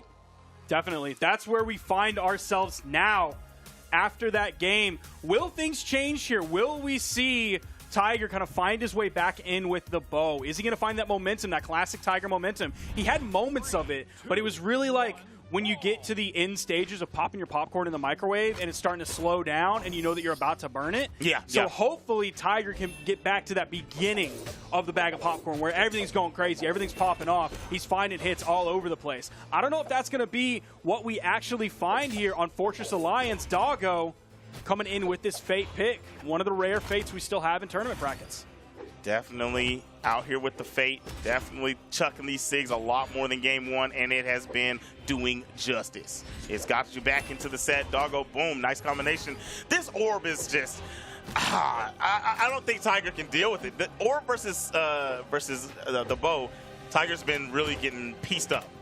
It seems like when Doggo whiffs, Tiger can punish it some of the time, but like a lot of the time that Tiger whiffs with the bow, Doggo is in there immediately. There, yet again, another punish option, sidelight side air after the whiff sidelight. Oh! Nice. He interrupted the recovery of that one, too, with the GC sidelight side air, and that's an early stock. Even though a pretty good bit of damage was put on that stock, it didn't immediately send into the blast zone while Tiger was still in hit stun. Gets away from that one as well. The decision to gravity cancel right there was everything. You dodged, you saw the recovery coming out and punished. Boom, stolen recovery. Man, that has got to hurt for Tiger. Tiger, oh, he lands a neutral light. See, that's one of the few weapons that you'll just re-challenge that when somebody hits you with the scythe on a neutral light. You want to just come down and land on them. Oh my gosh, Doggo! He bet the farm on that one, going in with the Definitely. ground pound. Not really sure what he was hoping for, because Tiger's not super damaged. So it's not like that ground pound had the opportunity to take a stock or anything. Exactly. Doggo could have dared in the wall. He could have put out a hitbox. He could have done it without using any of his in-air movement economy like jumps or dodges or anything like that. And he would have rode that wall down, reset his jumps, and been able to possibly re-engage there. Yeah, I don't know about that one. That decision-making wasn't the one. Tried to make a read on the downward dodge from Tiger. Doggo is actually, like, even though that didn't work, I like the representation of new attacks after landing that sidelight. It's like, you know what? I can hit you with a sidelight into another sidelight and then catch a triple hit instead of just going for the twofer, even though I know you're not at KO damage. Boom, bam. Now we're seeing Tiger is really getting thrown out right now. He's looking like slow right now, like Yeah, a what complete happened? change. It almost seems like he's playing like Asmodi did previously, or maybe it wasn't Asmodi. Who played against Doggo previously? It wasn't Asmodi, it was Hipka. The way Hipka played against Doggo previously was True. just like complete slowing down. At one point, he was just straight up standing there in the middle of the stage, doing nothing, and basically let Doggo land right on top of him. That is very, very true. We have the sword from Tiger. He's moving back and forth. He's trying to create some space, not really pressing any buttons like Tiger was doing at the beginning. Tiger going to be the one to control the edge guard situation. Doggo being very careful. Very careful. Tiger as well. All right, nice. Okay, recovery is not going to be enough off that side of the screen. There it goes. It gets that one, and Tiger showing signs of life after looking a little dull there. Sharpen the blade. Anybody that goes up against Tiger, like there's regional pressure on the line to knock Tiger out, to be the one who takes Tiger out of the bracket. Like, they're going to be the ones that are hoping to come after Omar and to be the one who gets him in that convenience store. It's Doggo right now. We'll see if he has it in him. Doggo has a chance, but the bow is really showing big-time turnaround at this point. The bow was really getting handled by the orb, and now it's the answer. I don't know if the KO can come from it. Do you swap to the sword for the KO, or can he do this? Man, I don't know. That hurts. That hurts to watch the weapon toss interrupting. I don't know if it would have immediately led to a KO, but it would have been an offstage engagement with Tiger in the power position. Doggo is going to fall just like that. The pressure of the possible edgeguard situation from Tiger was too much for Doggo. Tiger takes it. Ah, man, he hit the taunt at the end, too, the Akuma. That's something I've always, as a kid, like, we all want to try to do Kamehameha one time in your life, you know what I'm saying? Like, I've always wanted to turn around and do the Akuma on somebody. What does that even mean? Do you know what's the little symbol? Do you know? Oh, this is what you're doing now? No, so you don't get my references, so you put me on blast knowing I don't know what that means. I don't know. I thought you might. I thought you might. You play fighting games. I don't. That was a genuine question. No. I'm just messing with you. I would never put you on blast like that. I'm just messing with you. Especially because you're bald now. I would never do that. I would never put a brother on the fire like that. You can't do it. Bald brethren, unite. True. That's true. No, actually, hey, somebody hit me up on Twitter and tell me what that symbol actually means, because I can't believe I've never looked into that. And if they want to hit you up on Twitter, how would they do that? At ZipMasterFlex. Come on now. You guys know who I am. Super easy. That's everybody out there. If you want to get engaged on Twitter, your tweets might make their way up on the screen. That goes for the entire weekend. Hashtag BH Esports. You might see it show up on the stream. Tag me in it. Tag Zip in it.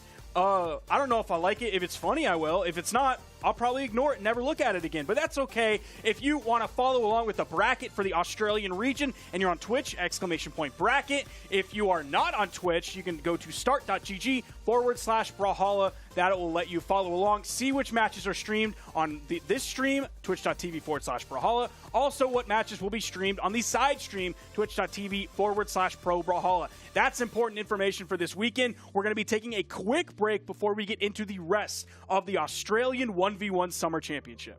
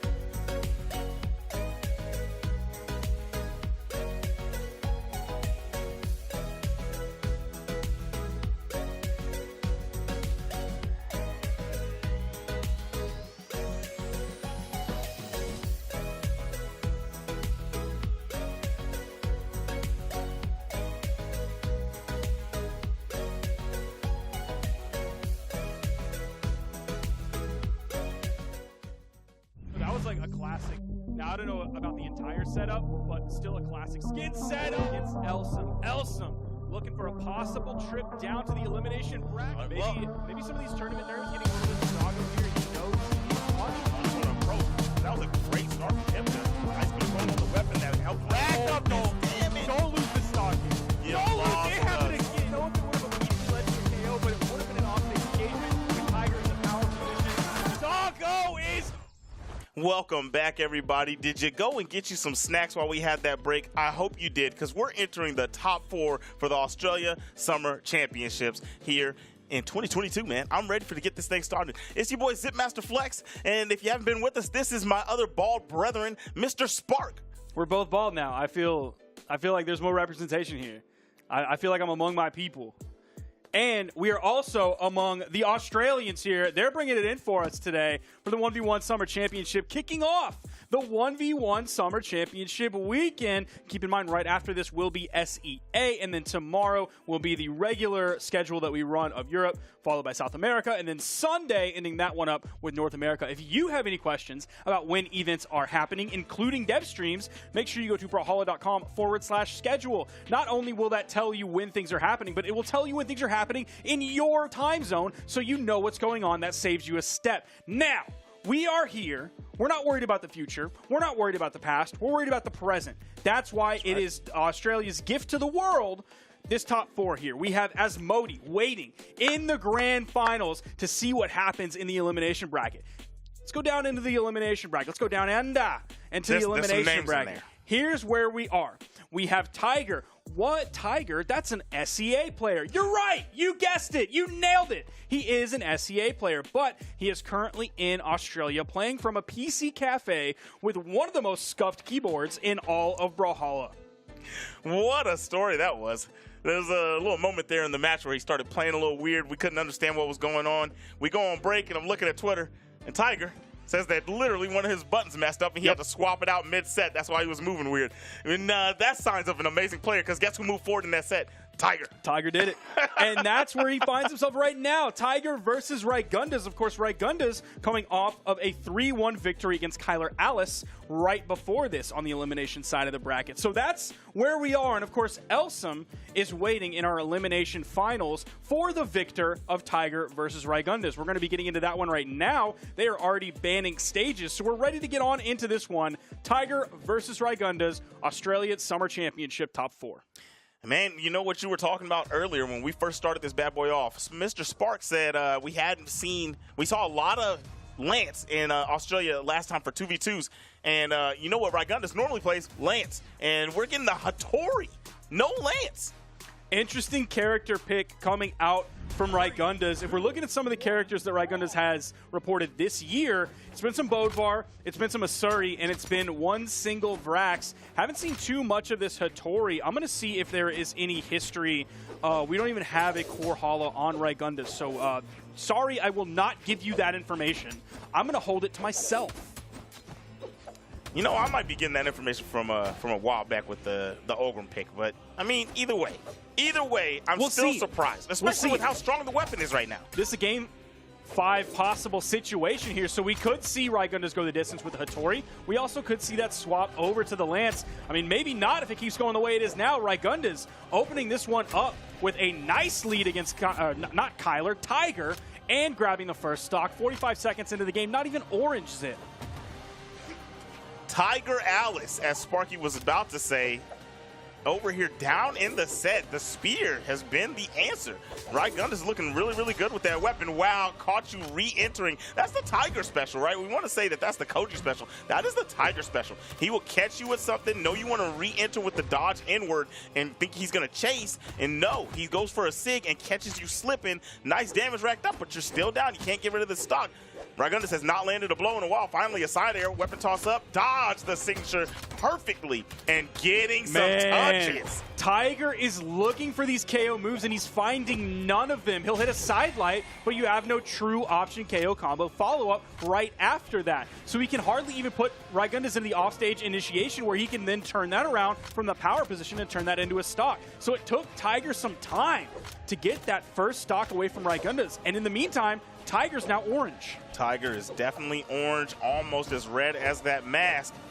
The bow is controlling space very well, but Rygundus' dodges have been on point. Another dodge turned into a gravity cancel, picked up some good damage into edge control, and the spear side air goes right over the side, clipped him right at the top of that mask, and hit one of those horns that's sticking off. You see it? And it got the KO. He hit that so perfectly. Tiger's hurt box peeked over the corner just a little bit. Nice little reset there, followed up by the side signature. The weapon toss in light, that's been a Rygundus classic. He's done several times this set against Tiger. Nice pogo.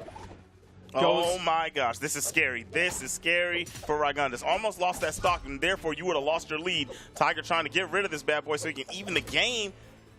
All right, weaponless. Threw the weapon the whole wrong direction. That must have been a misinput. That direction is weird, though. Like, I could see him accidentally misinputting it to the right, like pressing the right button before he actually thought he threw the weapon, because that's where the next weapon spawn would be. So a little bit of a weird weapon toss there. Hurt him a little bit, but still, Tiger is not able to find these KO options. The GC side signature there to get over the pressure from Tiger. D-Light recovery is going to be the good punish there. It's the right punish. It's going to give him the KO, which is what he needs to get back in this game. Is that the new tech? Because he did the gravity cancel, and he went right over the downlight. Like, is that the new tech on hit? Because you know you can dodge out. You know it's not true. So you just go for that, and it's a punish every time? Like, what is that? Using a GC, or using a dodge to gravity cancel a move like right over a D-Light, that's something we've seen. Oh, nice double side light from Tiger. No immediate follow-up, does get the neutral light afterwards. Yo, he's hunting. He wants this KO. But using that GC to get over the D-Light for those really low D-Lights from weapons like the sword D-Light, also like the bow D-Light. But Rygundus is going to take game 1. Yeah, that was a great game in general for both players. Rygundus was the one that started everything off hot, really had control. I mean, I'm not going to lie. I'm going to be completely honest. Rygundus actually had control of that whole game, but Tiger at least showed I'm willing to fight back, and I can still put myself in a position to win. But he never really had that momentum to really say, okay, this is my game. Obviously, because Rygundus won that. So let's see what the previous score order. Oh, yo! That's what we're talking about. That's the possible tournament winning keyboard. It lost the. Yo, don't do that. Cover it. The 2 R's, bro. That's not even Corsair. That's just Kosa. That's what happens when you buy the Kosa, man. We buy the Kosa off eBay. Oh man. So yeah, you can see the A key over here and the S key right here. Those popped off. That's what happened when we saw Tiger standing in the middle of the stage. He put them on. Do we have the follow-up image? We have the follow-up image. That's the follow-up. Yes. There it is, with the A rotated 90 degrees to the right, the S rotated 90 degrees to the left. Now you can see why Tiger had some struggle moments during that game. Tiger was definitely moving around a little bodish, and now I get it. To be able to, because even at some of the points when he was moving really, really weird, to where if he was putting on the buttons and making sure he was evading at the same time, that's amazing. That's gamer. That's gamer move. That's just like, that's raw gamer instinct, because no one knows how to do that. Right. Like, that's not regular activity that a gamer has to engage in. No, that's just raw spatial reasoning in a high-stakes environment. And that's why Tiger is one of the nastiest to ever do it, as he gets completely clapped early on in this game. Rygundus up a game, looks like to be totally in control. That was clappage and slappage. Everything that Rygundus wanted hit. Nice. He's still doing it. He's still on a tear. Got Tiger off the side, but Tiger gets the recovery of the bow. That is a good save yourself option. You just chuck that thing out. It happens almost instantly. And it's a good old command grab, if you will. But he's still down huge. Look at this. Barely has Rygundus on honey mustard. And he's getting pieced right now. Rygundus is showing some serious confidence in this game, because you saw the sidelight he threw out into the turnaround GC side sig. So he's throwing out some of those saucy moves to see how he can really extend this lead that he has. He has it mentally, he has it gameplay-wise. Gets through that, the immediate punish. Oh my GC gosh. side signature. His gravity cancel signature punish options are incredible. Clean. For myself, it has been a little bit since I've seen Rygundus. I obviously didn't even know what character he was playing right now, but I'm loving seeing the skill displayed at this moment. Going up against Tiger. Nice. Wow. Take him to the dance hall. It was necessary. You guys did a little samba together, but I don't know if that's going to be enough to take this set or take this game. That's going to deny the 3 stock, and even though Rygundus was the one leading the dance, it seemed like he got a little bit tripped up there as Tiger finally got that first stock away. Rygundus still has a very nice lead in this game. Tiger's about halfway through his final stock, and it seems like Rygundus hasn't had to add up a bunch of damage before he's fighting these KOs. Look at that, a nice 3-piece there. He even goes for the GC side signature that high up, just showing Tiger that he has to be worried. Yeah, that's that. I've got the lead, and I'm going to make you sweat. You know, you better be making the perfect choices, because I'm chucking some stuff out. Tried another gravity cancel side signature. Didn't get that one. But look at it. Pogo. Ooh, if he fell over there with a side air, he probably could have got that. Recovery was snatched. Tiger 2 damage to be going over there on the side and trying to take that stock side air. Will do it for Rygundus once again. And we have 2-0. Now, can you refresh people's memory on what Tiger said whenever he came over to play with the Australian boys? I might be able to give you an exact quote. Let's see. Oh, exact quote. I'm gonna pull it up right here. That's the power of the computer. You do that while Tiger. Oh, never mind. That's an old tweet that said, "Why am I so bad at this game?" No, but let's see. That's the opposite of what you're supposed to be saying. 62 strikes thrown, light strikes thrown by Rygundus, and 52% accuracy, 33% accuracy on those signatures, and those were the gravity cancels. So July 28th, 2022, Tiger tweeted, could I be the first Brawlhalla player to win a tournament outside of their region? The way it's going so far, it looks like Rygundus is going to be the one to end that. If we're looking at some of the replies there, Kyler Alice saying, no, Dummy will be. Unfortunately, Vey stops you. Ket said, I'm sorry, but you will not be winning in Australia. Hipka said, Doggo stops you. Doggo said, fine, I'll try. That may not even be a possibility if Tiger gets taken out here. Hipka said, Rygundus stops you in your tracks. That's Miss Cleo. I'm gonna date myself. Call me now. That one I get. Yes. That one I get. Yes. I've seen my fair share of Miss Cleo late at night on TV. Okay. I get that one.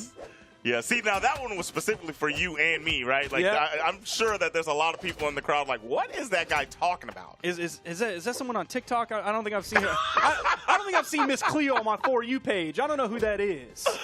Oh, man. And the bow is for Rygundus because Tiger is trying to stay alive in this set. Nice. Lands the hit into the signature. And there we go. Quickly taking the first stock of the game. The swap over has the bow in hand and sticks with it. Decided to throw the sword up and primed another bow. So once this one's gone, going to be ready to get to archering again. Now we have Rygundus coming in with the spear. There is possible double D-Light potential here that Rygundus could use to get an early KO. Tiger is in the orange. It's going to be tough because obviously you have to have the dodge from Tiger already burned before you can pick up that double D-Light as a true option. Rygundus all of a sudden not looking to throw out hardly any commitments whatsoever. No GC side signatures, nothing like that. Just a lot of jumping, trying to figure out what position will be best for him. Yeah, really trying to figure it out, trying to get these gravity cancels to work out. That was actually where like things would turn around for Rygundus. Those gravity cancels, nice pickup with the recovery. But the gravity cancels would lead into either pushing Tiger off stage or they would get the KOs. And this time, we haven't seen that to start this game. So that's why we see Tiger in the lead because it's more so just pure neutral that's being played and not those cheeky reads. We're going to see, not to say that Rygundus hasn't been doing well in the nooch, but look at how this bow is tearing it up right now. Tiger saying he does not want it to end here. Down 2 games. If you lose, it's over with. But if you keep doing this, you might be able to get this 2-1 and try to run it back. One more nair has got to do it, but it's a D-Light side air from the sword. Swap the weapon, found the KO, and Tiger is in a nice spot here to deny the 3-0. That's going to give him momentum going into a possible Game 4 situation. Rygundus going to have to play his heart out if he wants to take this one, and it's not going well so far. Does find the weapon. You see the chain dodge across the stage. Again, being very careful, and he just can't punish Koji. The recovery frames are too low. His reactions are not fast enough. Everything that Tiger is doing, most things are going unpunished, and a lot of things are making connections. A lot of connections. Oh my gosh. Oh, tried to slide under and land that neutral signature, but Rygundus slid out to the left. Doesn't get the read correctly. You do the sideline. Nice. Hey, yo! Nice. That was super clean.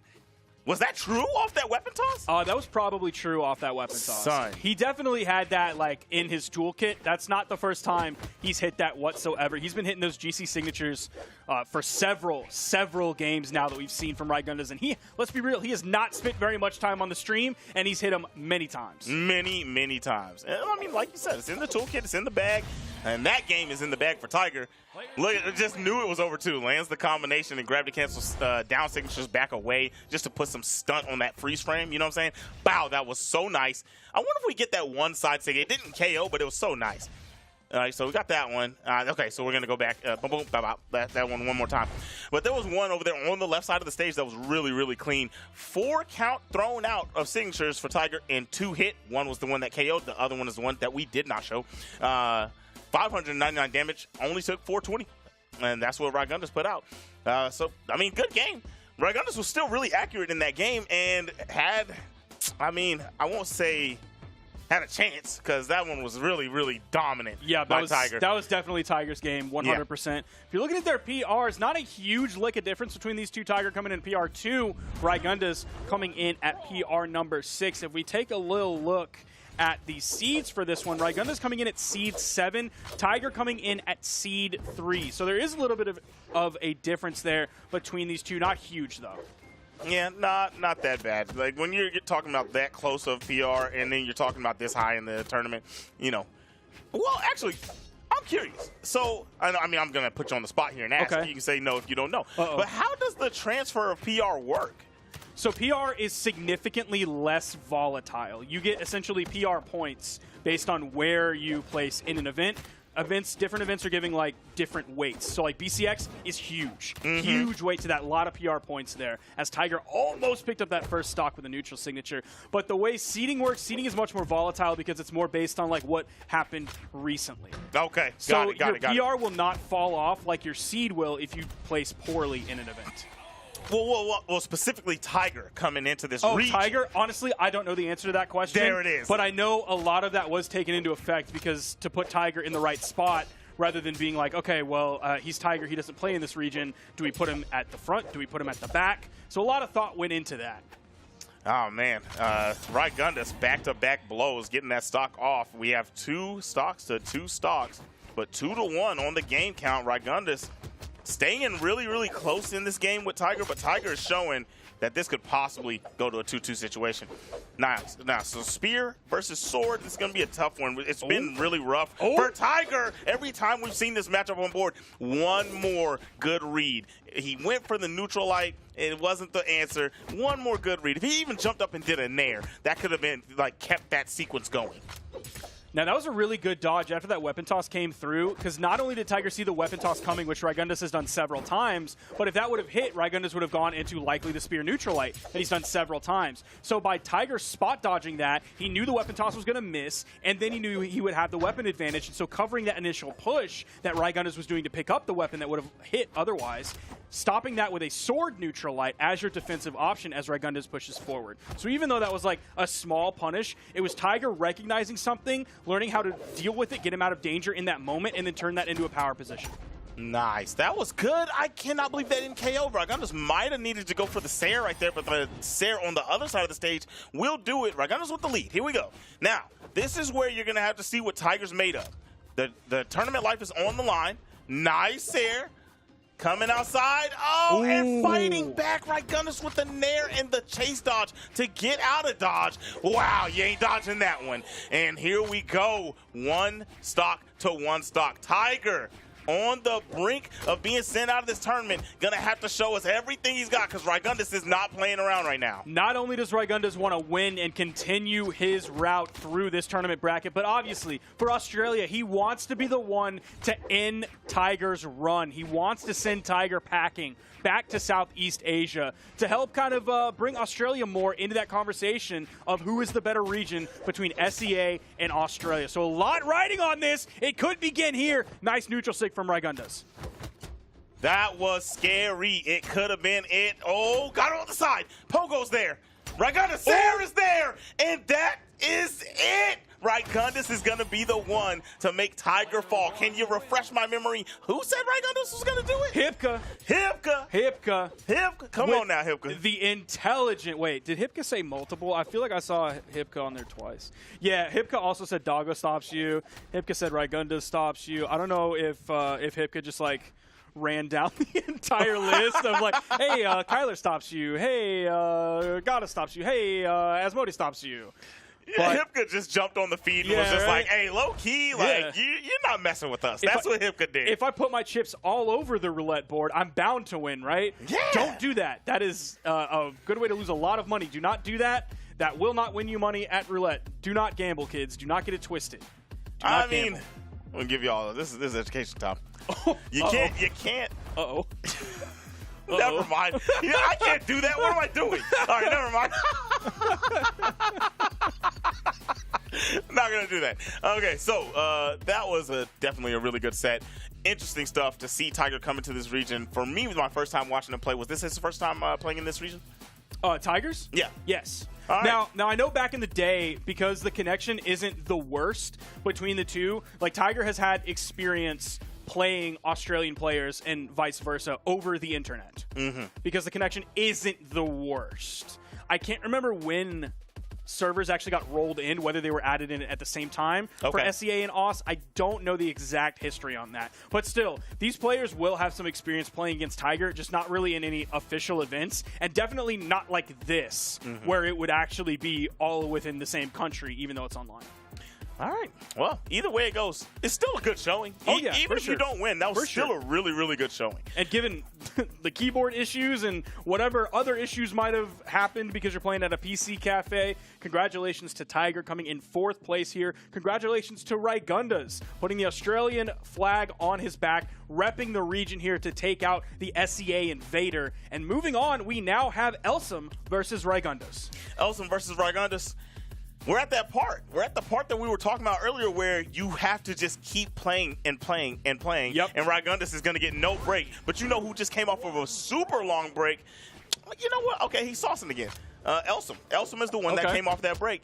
Elsam is changing up these colors, and I don't know if it's for the sake of Elsam or is this because we said that the first one wasn't hitting right. I don't know. I'm kind of digging it. Either way, the result is the same, and it's a good choice. Now, coming into this one, the history between these two players is going to be different than what we've seen from any of the matches against Tiger or even the ones against like Asmodi, because these are two long-time Australian players. It's going to be 4-0 in all events, including official and community, and actually just including official. It is 4-0 in favor of Elsam. Oh, my gosh. Well, you know, the gameplay we're seeing from Rygundus, I don't know if Elsam beat this same Rygundus. Rygundus is on fire right now. You see me? You see what I'm talking about? The signature count is high, landing a lot of those side signatures and getting the first stock in this set. So one thing that Elsam might have here as the ability to get in, which is what we kind of saw Elsam struggle with against previous players, is the spear doesn't have the best like stacked hitbox option, defensive option, like a sword neutral light or even like a scythe neutral light. If we're talking about coming in with a dare or anything like that, once you kind of get in on a spear player, they don't really have that stacked option. The side light, not really going to be your stacked option. Also, it's pretty slow. The in light is very quick, but it has that disjointed hitbox that's out in front of you rather than on top of you. So if Elsam can get in, he can do work. Yeah, the dodge choices are going to have to be really, really, really good from Rygundus. Moving clean and nice setup to land the signature. Not enough to KO yet. Heading over, weaponless. Elsam going to get a nice punch punish on that signature gravity cancel from Rygundus. Moving around, trying to stay alive. Hey, you tried so hard with those signature reads to get this stock out of here, and now Rygundus is just eating damage. We're seeing Elsam's sword really level up here. It seems like the finisher weapon is going to be that sword. You mentioned that previously. That seems to hold true continuing now, because there was a weapon spawn on the field for an extended period of time, and he chose to stick with the sword. He had complete control of that. Could have swapped onto the Katars if he wanted to. Now we see him doing that, of course, because it's damage build time. Exactly. This is the damage racker. And I mean, in the set with Asmodi, we collected this information. But the problem was, as you just mentioned, he couldn't get in consistently, and when he did, it was maybe a 2-touch and then a trade for a whole color change back onto you, right? So you weren't able to rack the damage up and then finish with the sword the way you want. Right now, it's looking really, really good. We're going to see. So now you're going to have a sword, right? No, goes back into the Katars, so already had it primed, but the spear from Rygundus is looking nice. Man, look, I was looking for the gravity cancel. The gravity cancel neutral sig and dunking Rygundus down, but doesn't go for it. Elsam, I mean, that was game. I think Elsam wanted it too, but was too afraid to commit. Because you saw Elsam just kind of like floating around there, being like, okay, exactly where is he going to go? Because based on how low we are on the wall, I'm in the orange at this point. I could actually catch a stock loss here, and that would put me behind in the game. So I think the big play there, it might have ended up hitting, but I think Elsam was a little bit too cautious to do that and possibly take the stock loss going down in game one, giving some momentum to Rygundus. Well, wise men learn from their mistakes, because honestly, Elsam was doing that, going for gusto plays on the side versus Asmodi. It wasn't working. You know, he said, you know what, I'm going to take that out of my kit, and I'm going to play nice, poised, almost get the KO off of that combination, but it's not enough. The Sayer, Rygundus chasing, over the top, Elsam gets hit by the recovery, still not enough. Oh, nothing there. We don't have a dash jump side air. Elsam, I don't know if that was a misinput or what that side light was. You saw it didn't have the range. It didn't have the elevation. And that is really tough if you're an Elsam fan out there. Yeah, that's tough. That's sad. Tried to go over the top. Here you go. Now, the punish. Oh, man, that hurts watching it a second time. That was game. Oh, I'm so glad they didn't slow that down. I don't know if I could handle it. Yeah, I actually thought they were going to. I really thought they were going to slow that down. I thought we were going to get the slow motion, the no slowest punish. side light of all time. Oh, that would have hurt. That would have hurt. I'm glad they didn't add insult to injury there. Oh. And game one went to Rygundus. Elsam opening this one up with the damage builders, with those Katars in hands. Okay. Continuing that pressure off the stage just a little bit. There is a weapon spawn on the field. Elsam not really looking for it too much. You saw that neutral sig come out. Now he's swapping over onto the sword. Still only has Rygundus in the orange, so it's going to take quite a bit more if we're looking to get a stock. You know, trying to get the first one out of there. Now you're giving Rygundus a chance to start getting some damage back onto you. You had pure dominance to start off. It's still looking really, really good. Not going to lie. Rygundus really can't get anything but like just little stray hits, and the sword ain't going to rack up like that if you're not really getting anything in succession. This is the weapon you want. This is the one that's been the star of the show.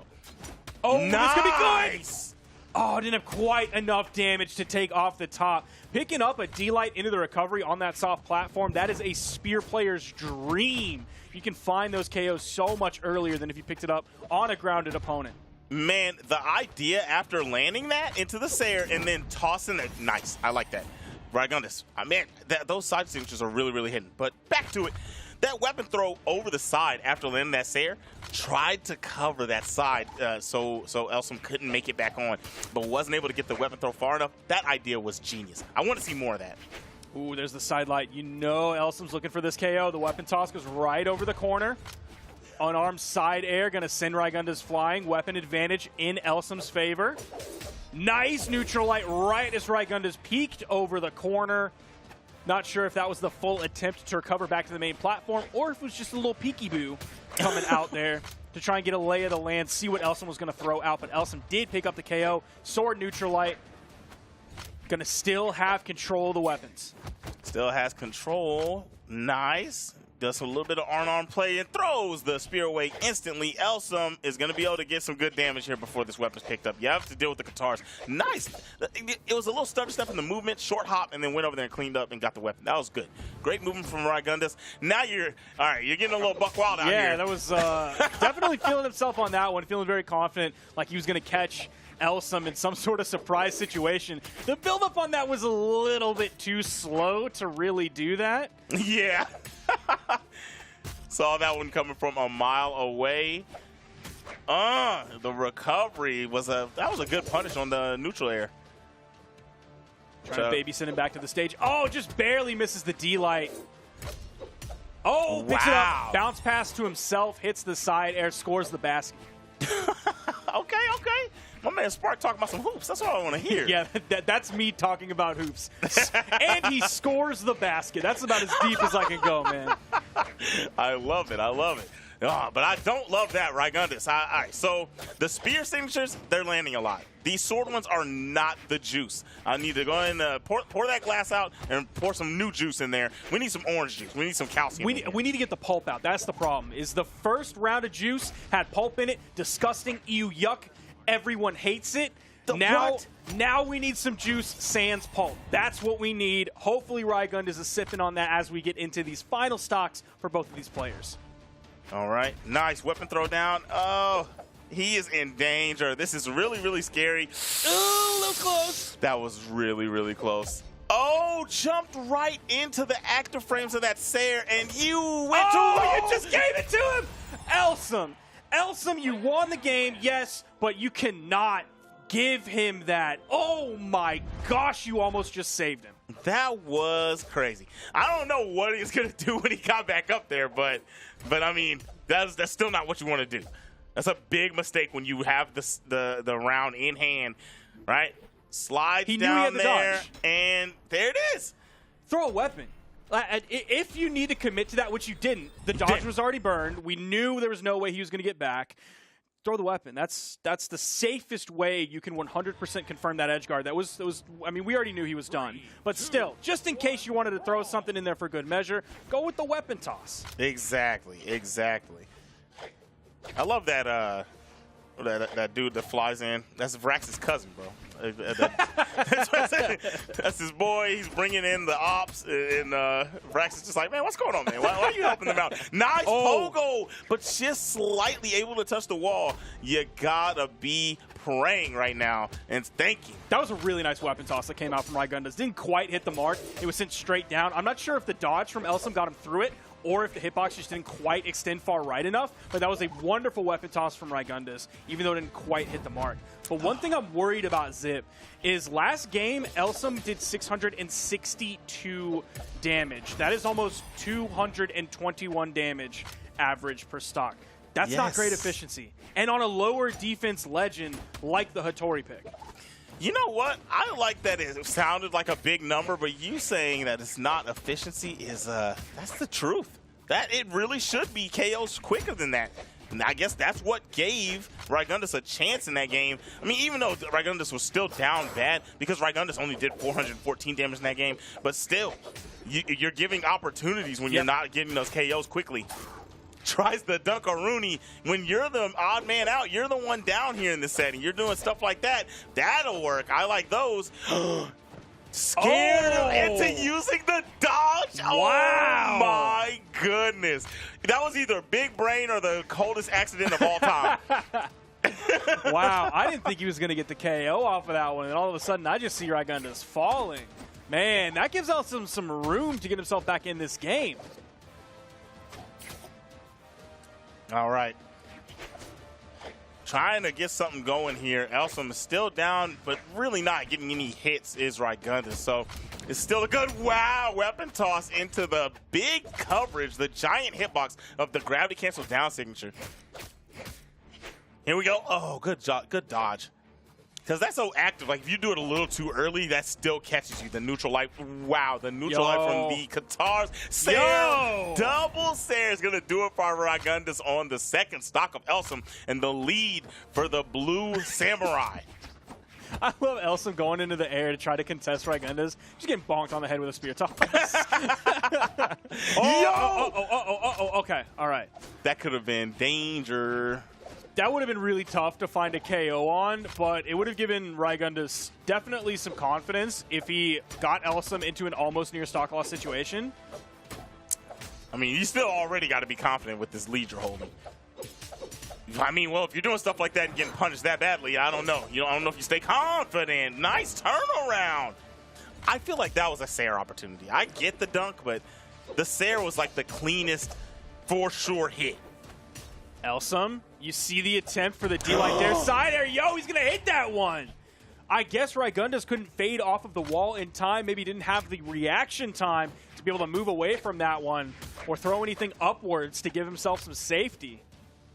Yeah, really didn't have the options in place. Here we go. You have no weapon. You are allowing a comeback to happen. Rygundus really had a chance to close that game. That Sair is going to come back to haunt it, on that sword on that right side. If this turns into a loss, I'm going to have to see that replay, and we're going to know why this was even possible for Elsam. Elsam's playing really, really well on these Katars right now. The gravity cancel touched, but wasn't allowing him, didn't hit close enough to allow him to get a combo off of it. No! The double D-Light into the recovery. That's a big opening. Rygundus, this ain't what you want. Tries the sink. What are you doing, me boy? Elsam retreating under the stage. Doesn't have enough to get back. Rygundus going up 2-1 in this best-of-5 set. That ground pound was a really smart punish because you're going to have more force on that to send your opponent down. You had the time to do it, to queue it up and actually get the punish that you needed. So that was a really smart punish. Beautiful ground pound. I don't know. Look, I'm gonna make a bold statement here. If that was a down air instead of a ground pound, I'm gonna say Elsam could have got back. Oh yeah, definitely. I'm with you on that. I 1,000% agree. I think Toast disagrees because Toast is just slamming stuff around in the background here. He seems to not be happy at what is going on in Australia right now. He is a big Elsam fan, and he sees the run Rygundus has, and I don't know, man. If I'm Toast right now, I might be tasting defeat. You might be tasting defeat. Elsam, I mean, in all actuality, Elsam really had a chance to take that game, and I mean, that was a big-time bag fumble. just to throw that signature out on the side like that. It's one of those, yeah, it could have possibly hit, but I'm going to give you a 20% chance that that was the right choice. Let's see Rygundus spear in hand now. Elsam kind of going back. I don't know if I'm assuming this is the exact color scheme that we saw before, because it's kind of that mint greenish, maybe that like light lime green on those guitars, and I remember seeing that on the sword, though. I don't know if this could be a different color scheme, because I don't remember the uniform that Elsam is wearing being quite so dark. I mean, no, he had the black joint on, okay. But I don't know. Thinking this might be a classic charged OG situation coming out from Elsam, and he looks like an OG here against Rygundus, showing him he needs to respect his elders. Ooh, there goes, that was the bounce pass to yourself, the alley-oop. That's the one you were talking about. Bounced off the ground with the down air, right into the Sair, talking about some hoops. And he's finding his own points here. He knows he doesn't have a team. He's basically LeBron when he was playing for Cleveland. Hey, yo! He doesn't have Anderson Varejao to flop all over the court here and call some penalties. Hey, I'm going to say one thing, man. Zydrunas Ilgauskas. Come on now. I don't even know what that means.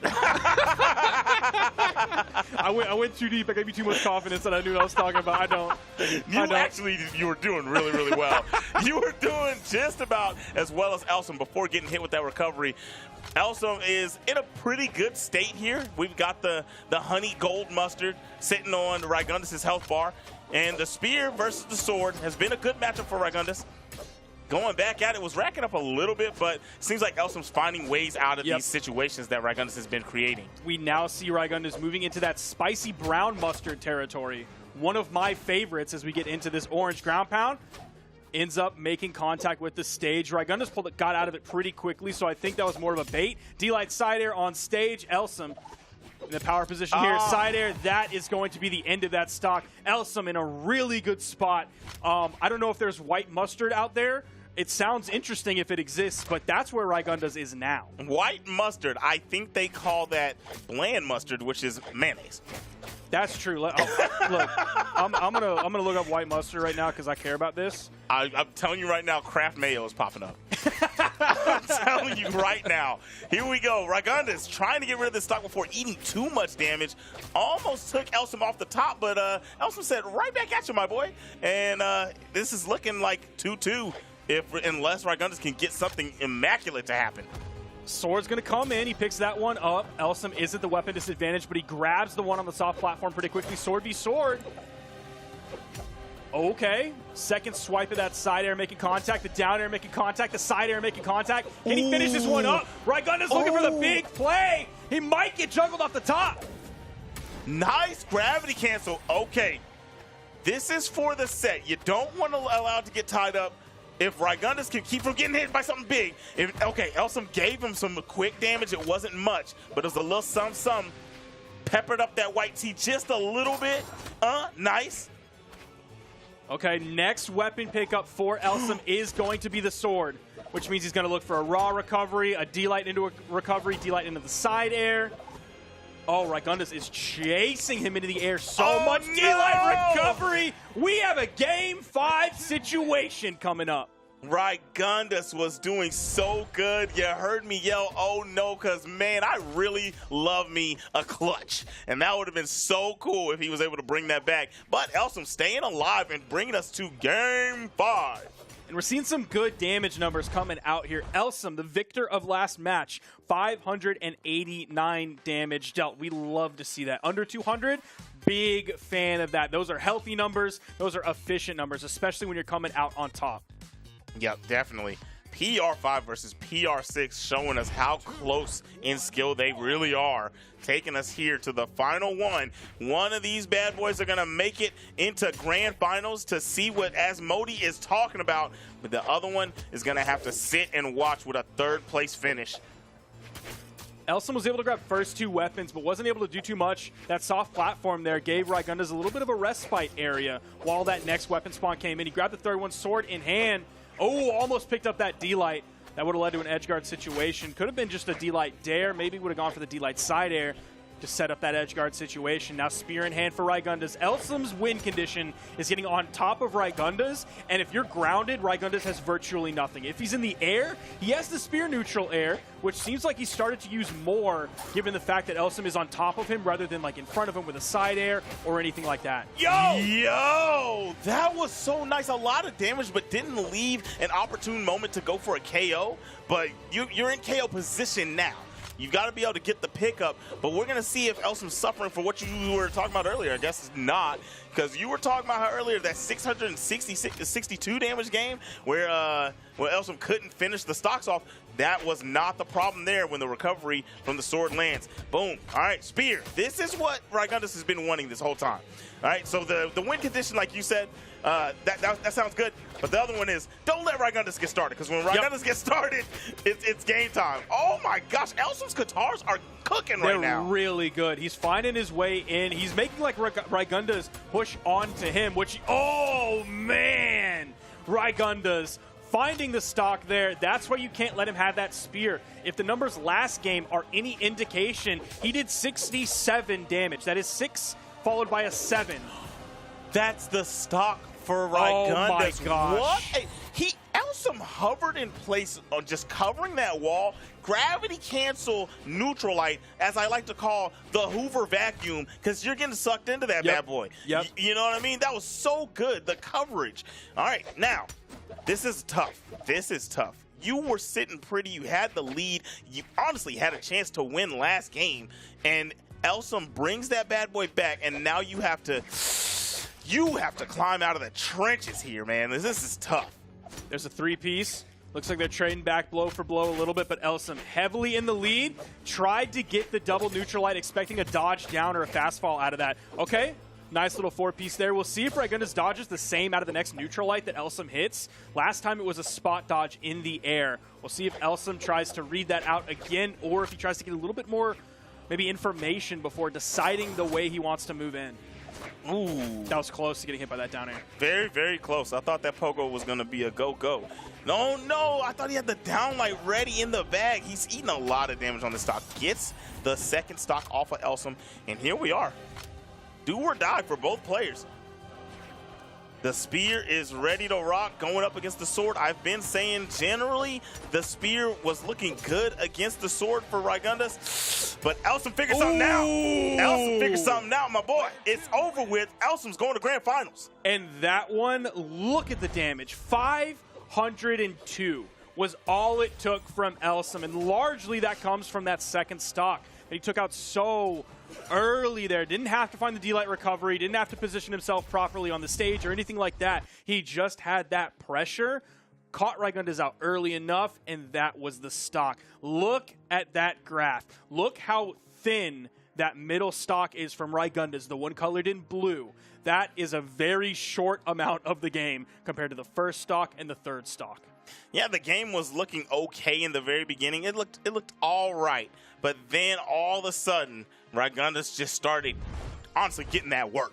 You know what I'm saying?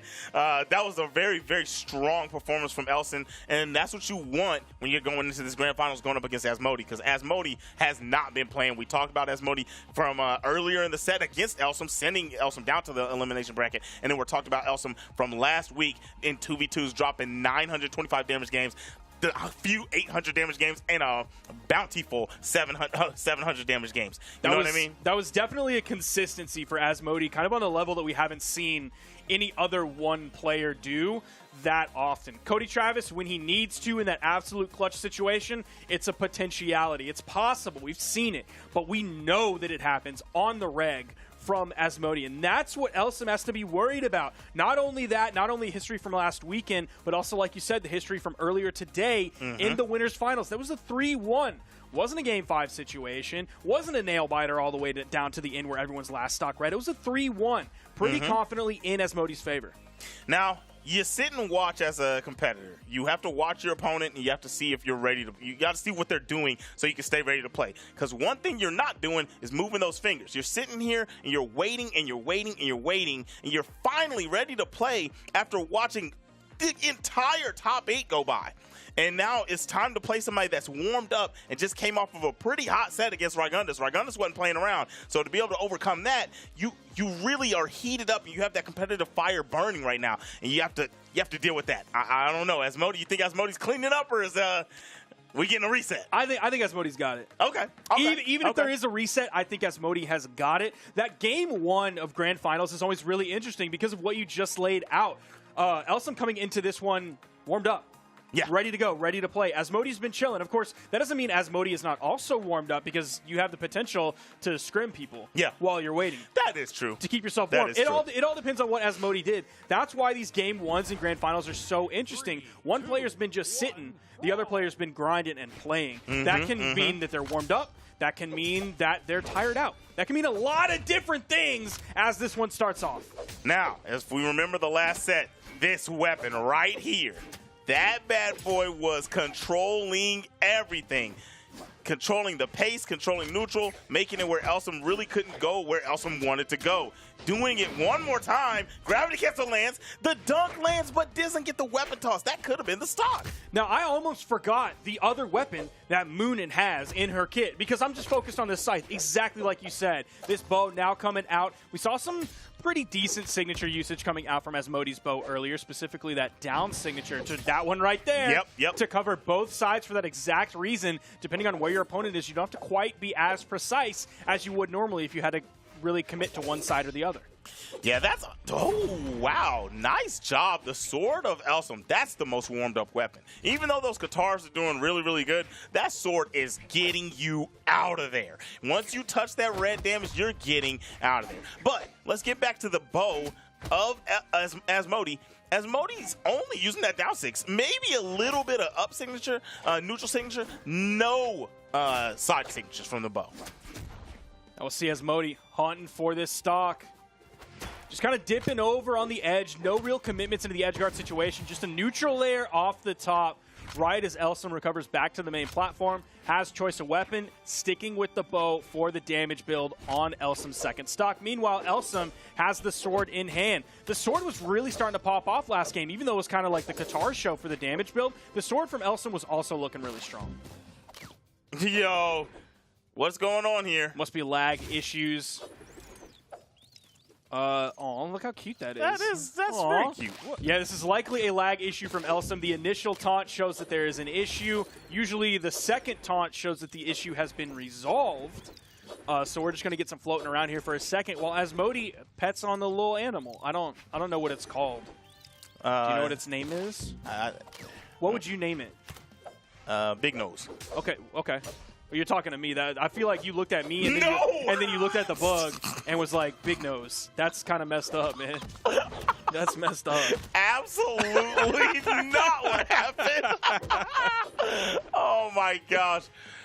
Oh, so a good start from Elsam into that freeze, and they had to wait it out. And I don't know. That allowed Asmodi to really get turning, get the gears rolling. Nice down signature once again. You know what? I think I'm gonna call it, bro. Like, you want to take a bet? Like, no other bow signature comes out than the down sig. Ooh, that's actually. I think one will. I think absolutely one, just one, no more than one. All right. So this is what we're going. We're going one neutral signature, and then the rest are all down signatures. Ooh, okay. The side sig's not coming out. I think it might. Nah. I think it might. We'll see. What do they be doing? The burrito bet? Oh my gosh! Hey, we didn't shake hands.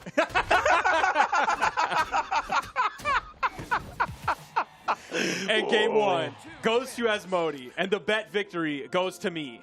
We love to see it. What's he talking about, the bet victory? We didn't even shake hands. Nothing. We weren't even talking about anything. Good game from Asmodi. Unfortunately, the way it had to happen the way that it did, but their competitors, they wanted to go ahead and scrap that out. We don't even know what was going on. We just saw a cute bug getting pet, and 83% on 6 signatures. That means 1 missed, right? Yep. Oh, it looks like we're getting a restart from Elsam, so we're going to have just a moment to talk about this set. Now, let's see. If we're looking at that graph, wow, that is a very long second stock. That is essentially 75% of the game was spent on Asmodi's second stock. Look at those final 2 stocks. Now, there is that big break there in the middle. I'm going to point to it on the screen here. Keep in mind that is the time where they were just chilling, where there was the issues with Elsam. That's why there was the initial tick, the initial uptick in damage that was early on, and then the flat is where no damage was taken from either player. So that's why that graph might look a little bit weird, but look at that first wedge. That's a really long first stock from Elsam there in the blue, and then those final 2 stocks were probably, okay, I'm going to do some,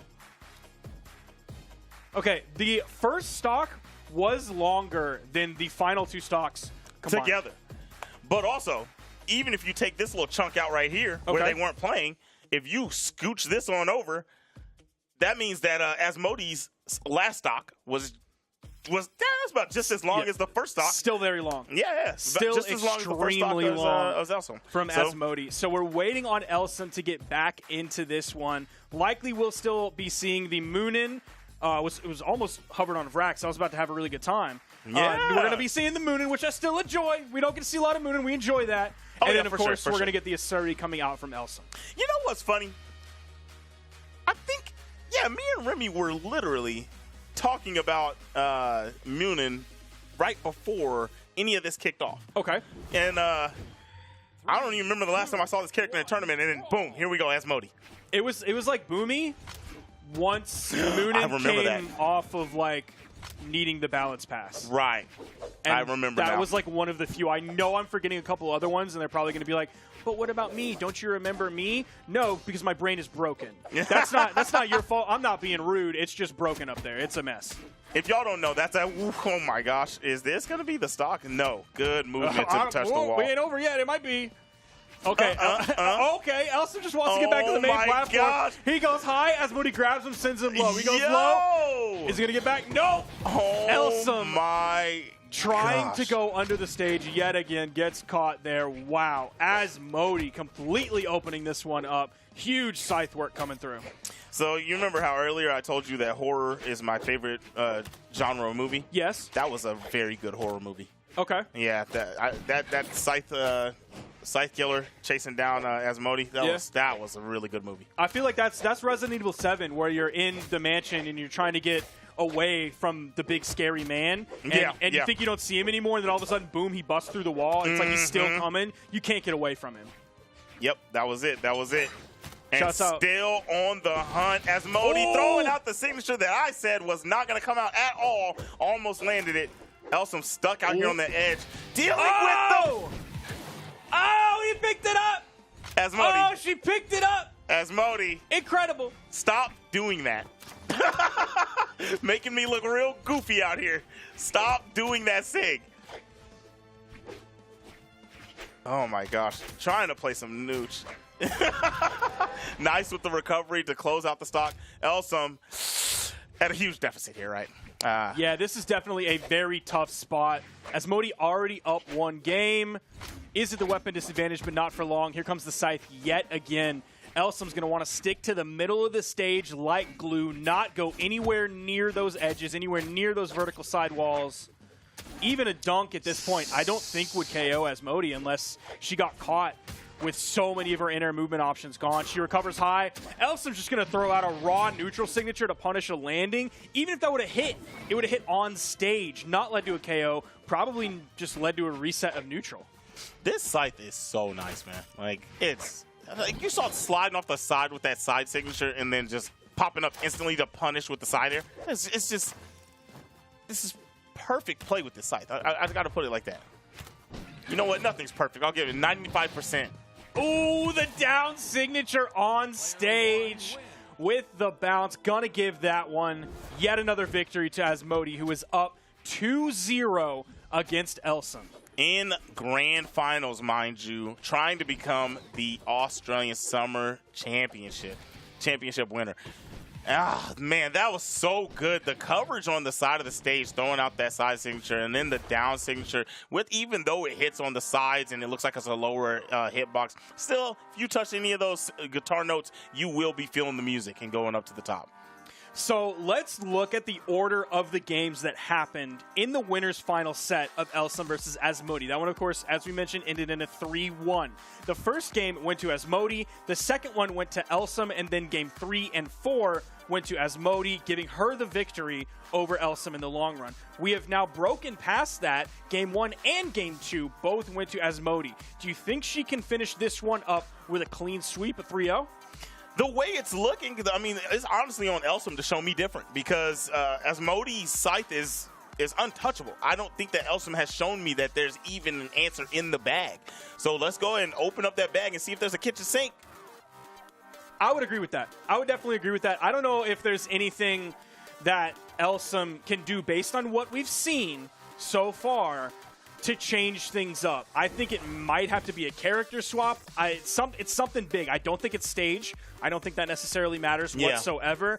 I don't necessarily even think it's a character swap option because once you swap that character, you're kind of starting, I don't want to say from scratch, but there's a lot of foundation that has to be built with that character before you're ready to take it up against this moon in which you don't have an answer to with sword, really, which is one of the most utilitarian weapons in the entire game. Exactly.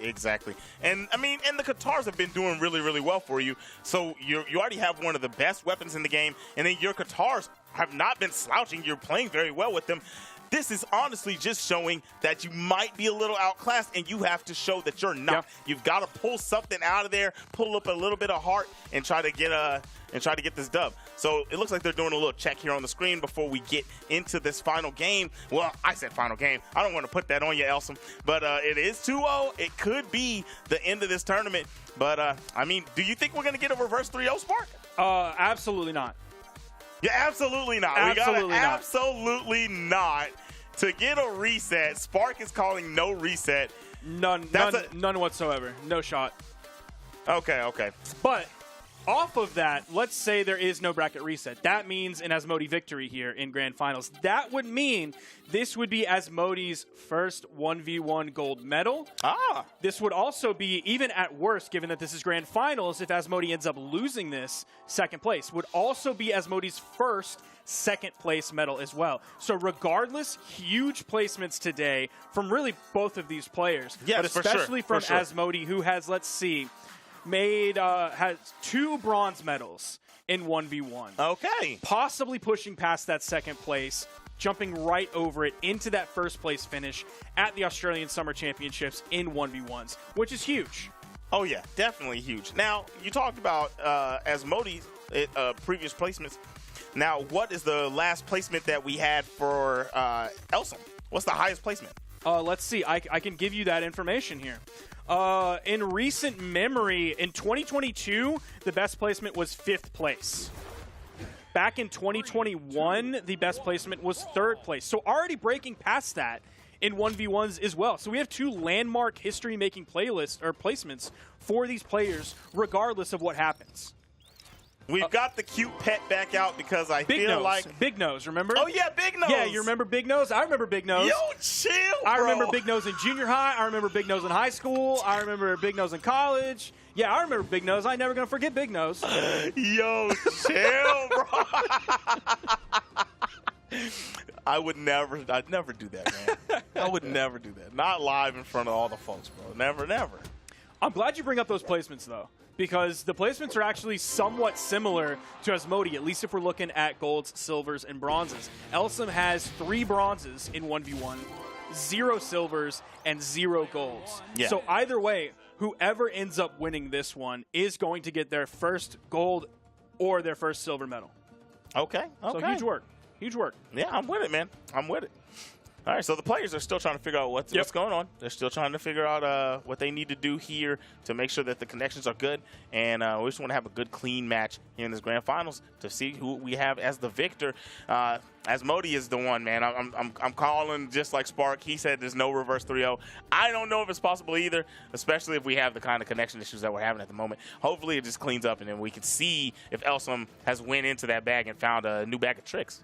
Don't see anything from Elsam coming out on Twitter just yet saying my ISP is totally ruining this tournament for me or anything like that. So we don't actually know how Elsam is feeling. I think we can maybe take a good guess that Elsam is probably frustrated at this point, because that's the blessing and the curse of online tournaments is ISP holds all the power, baby. All of We're the just power. some lowly gamers trying to have a wonderful weekend, which we have been having so far. Some great sets that we've seen today. That'll continue right after this, as once this Australia Summer Championship finishes up, we are going to be rolling right into Southeast Asia. So that will be happening right after this tournament. Then, of course, scheduled for the rest of the weekend. Tomorrow morning, we get EU. Then right after that, we roll into South America. The next day, we start off with North America. And, of course, we end with North America. And that will be the Summer Championships. That's sort of the lay of the land for the rest of this weekend. Now, Zip, tell them where they can find the schedule if they're looking for events that are currently happening this weekend or later. See, I love I what told him he's the plug guy. I love what told Zip is him doing this. right now, because he's being very selfless on the mic. He's saying, I could answer this question and get the glory, but I really want you to have it. So I appreciate that. It's very selfless. The answer to that question, thank you, Zip, for throwing it to me, is Brawlhalla.com/schedule. I thought I prompted him enough with the word schedule, but that's okay. This is the one thing I'm good at, is saying all of these things right after the other, and then just my brain turns off for the rest of the day. So thank you for letting me shine in my moment. Brawlhalla.com/schedule. That will give you the schedule of tournament events as well as dev streams and when they're happening in your time zone. That was amazing. That was amazing that he did me like that. I literally, like, an hour ago told him he's amazing at bro. the plugs. He's Big the plug nose. guy. Yeah, big nose. Hey, dude. I got you. I got you. All right, man, we got to change the pet's name. We got to change the pet's name. Everybody go to hashtag BH Esports. You got it. You got it. Let's go. Let's go. BH Let's go. Esports, and we're going to rename that pet. So y'all put some pet names on there, and then we'll figure out what that little thing's name is. You say big nose, I will block you. Everybody say big nose. Don't say big nose. Okay, it looks like we're getting into this one. It looks like everything has been reset. It is time for the grand finals to continue here at the Australia Summer Championship 1v1s. This game is real. This one is for Shigadig. All right, and now, first weapon in hand for Asmodi is the bow, and these are the Katars. This is exactly what Elsam wants to get to rack up damage. Oh, man, this is a bummer. Yeah, This is a bummer. Yep. This is what can happen in online tournaments. You get the easy access. You get the open tournament where anybody around the world can enter in it, but this is the curse side of that. The blessing is, of course, that ease of access for everybody out there. Man, I can't believe Asmodi's being chill about this. That is not my behavior. I'm telling you. If I see my opponent lagging like this is grand finals. Like, come on, man. You're going to have me sounding like the Migos and saying bag alert, major bag alert, as I'm going to be taking out those stocks from Elsam right away. But we have two extremely honorable players here who just want to play this out to the best of their ability. Yep, look at them getting to it. The bow is flowing, got the corner on lock.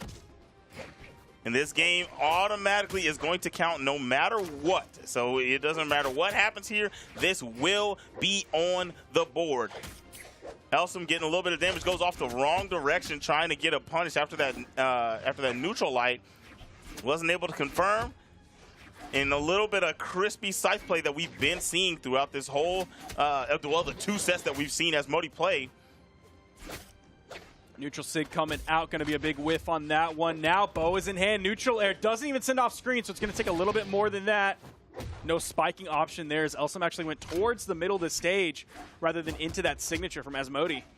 About a minute and a half into this one. Now keep in mind some of that time was while Elsam was having connection issues. So the length of this game and even the graph in the beginning is going to look a little bit weird again, like it did previously. But we know how to analyze graphs now. We also know how to analyze stocks as Asmodi grabs the first one there about 2 minutes into the game. Very, very nice. The scythe looking as clean as ever. Wow, Oh, that could have nice. been that almost could have been a better punish. But even Elsam kind of didn't believe that the spacing was correct. Just got a little light side light on there. Okay, gonna jump over the top. I can't believe you got out that cleanly, and you're still getting scrapped up by this highly damaged Munin of Asmodi. Oh! What? Asmodi just delaying her movement back to the main stage. She did it on the left side when Elsam did the chain dodge around the corner, and then she did it just there as well, so she didn't get picked up by the recovery from Elsam. Just great control of her in-air movement, exactly where she wanted to be, to sort of fade back just a little bit and still make it over back to the stage. Yeah, this is tough stuff. Oh man, I love this, to see that chain together. That down air thrown backwards into side light, it just looks good. The scythe is such a well-constructed weapon, and well-constructed combinations off the weapon throw into the bow. Tried the down signature, is not going to be able to get it. Elsam highly, highly damaged. Okay, Sayer to the side, recovering low because the recovery of that those Katars is really, really good. Makes it kind of hard to come over the top of. Very good job from Elsam, but not really getting anything started. Picked up, throwing them to the air by the neutral air. Okay, so I'm waiting for that side sig. I've seen so many D6 come out from that bow and whiff, and I'm just waiting for that side sig again. I think you just got a call that it's not going to happen, and then it's going to happen. Oh, it's Modi. It's not going to happen. We'll see. I don't know. The way Asmodi's piecing up Elsam with these light attacks, signatures be darned. There we go. You called it. That's crazy. You remember, so I don't know if you remember this. Remember last time I was like, sometimes whenever I say stuff isn't going to happen, like it's the opposite of commentator's curse. Yeah. And you called it zip blessings. Yeah, That's it's a what zip that blessing. is. Zip Yep. blessings. If I say it's not going to happen, then you just get a power up and you're just able to do this thing that I said you couldn't. You gave Asmodi the strength that she needed to win 1v1s, win her first gold medal, and win the Australian Summer Championships 1v1s. That is exactly what Asmodi wants to hear. That bread is going to be in the pocket, and now when we show that graph in the future, you will be seeing a 1 in that gold medalist spot.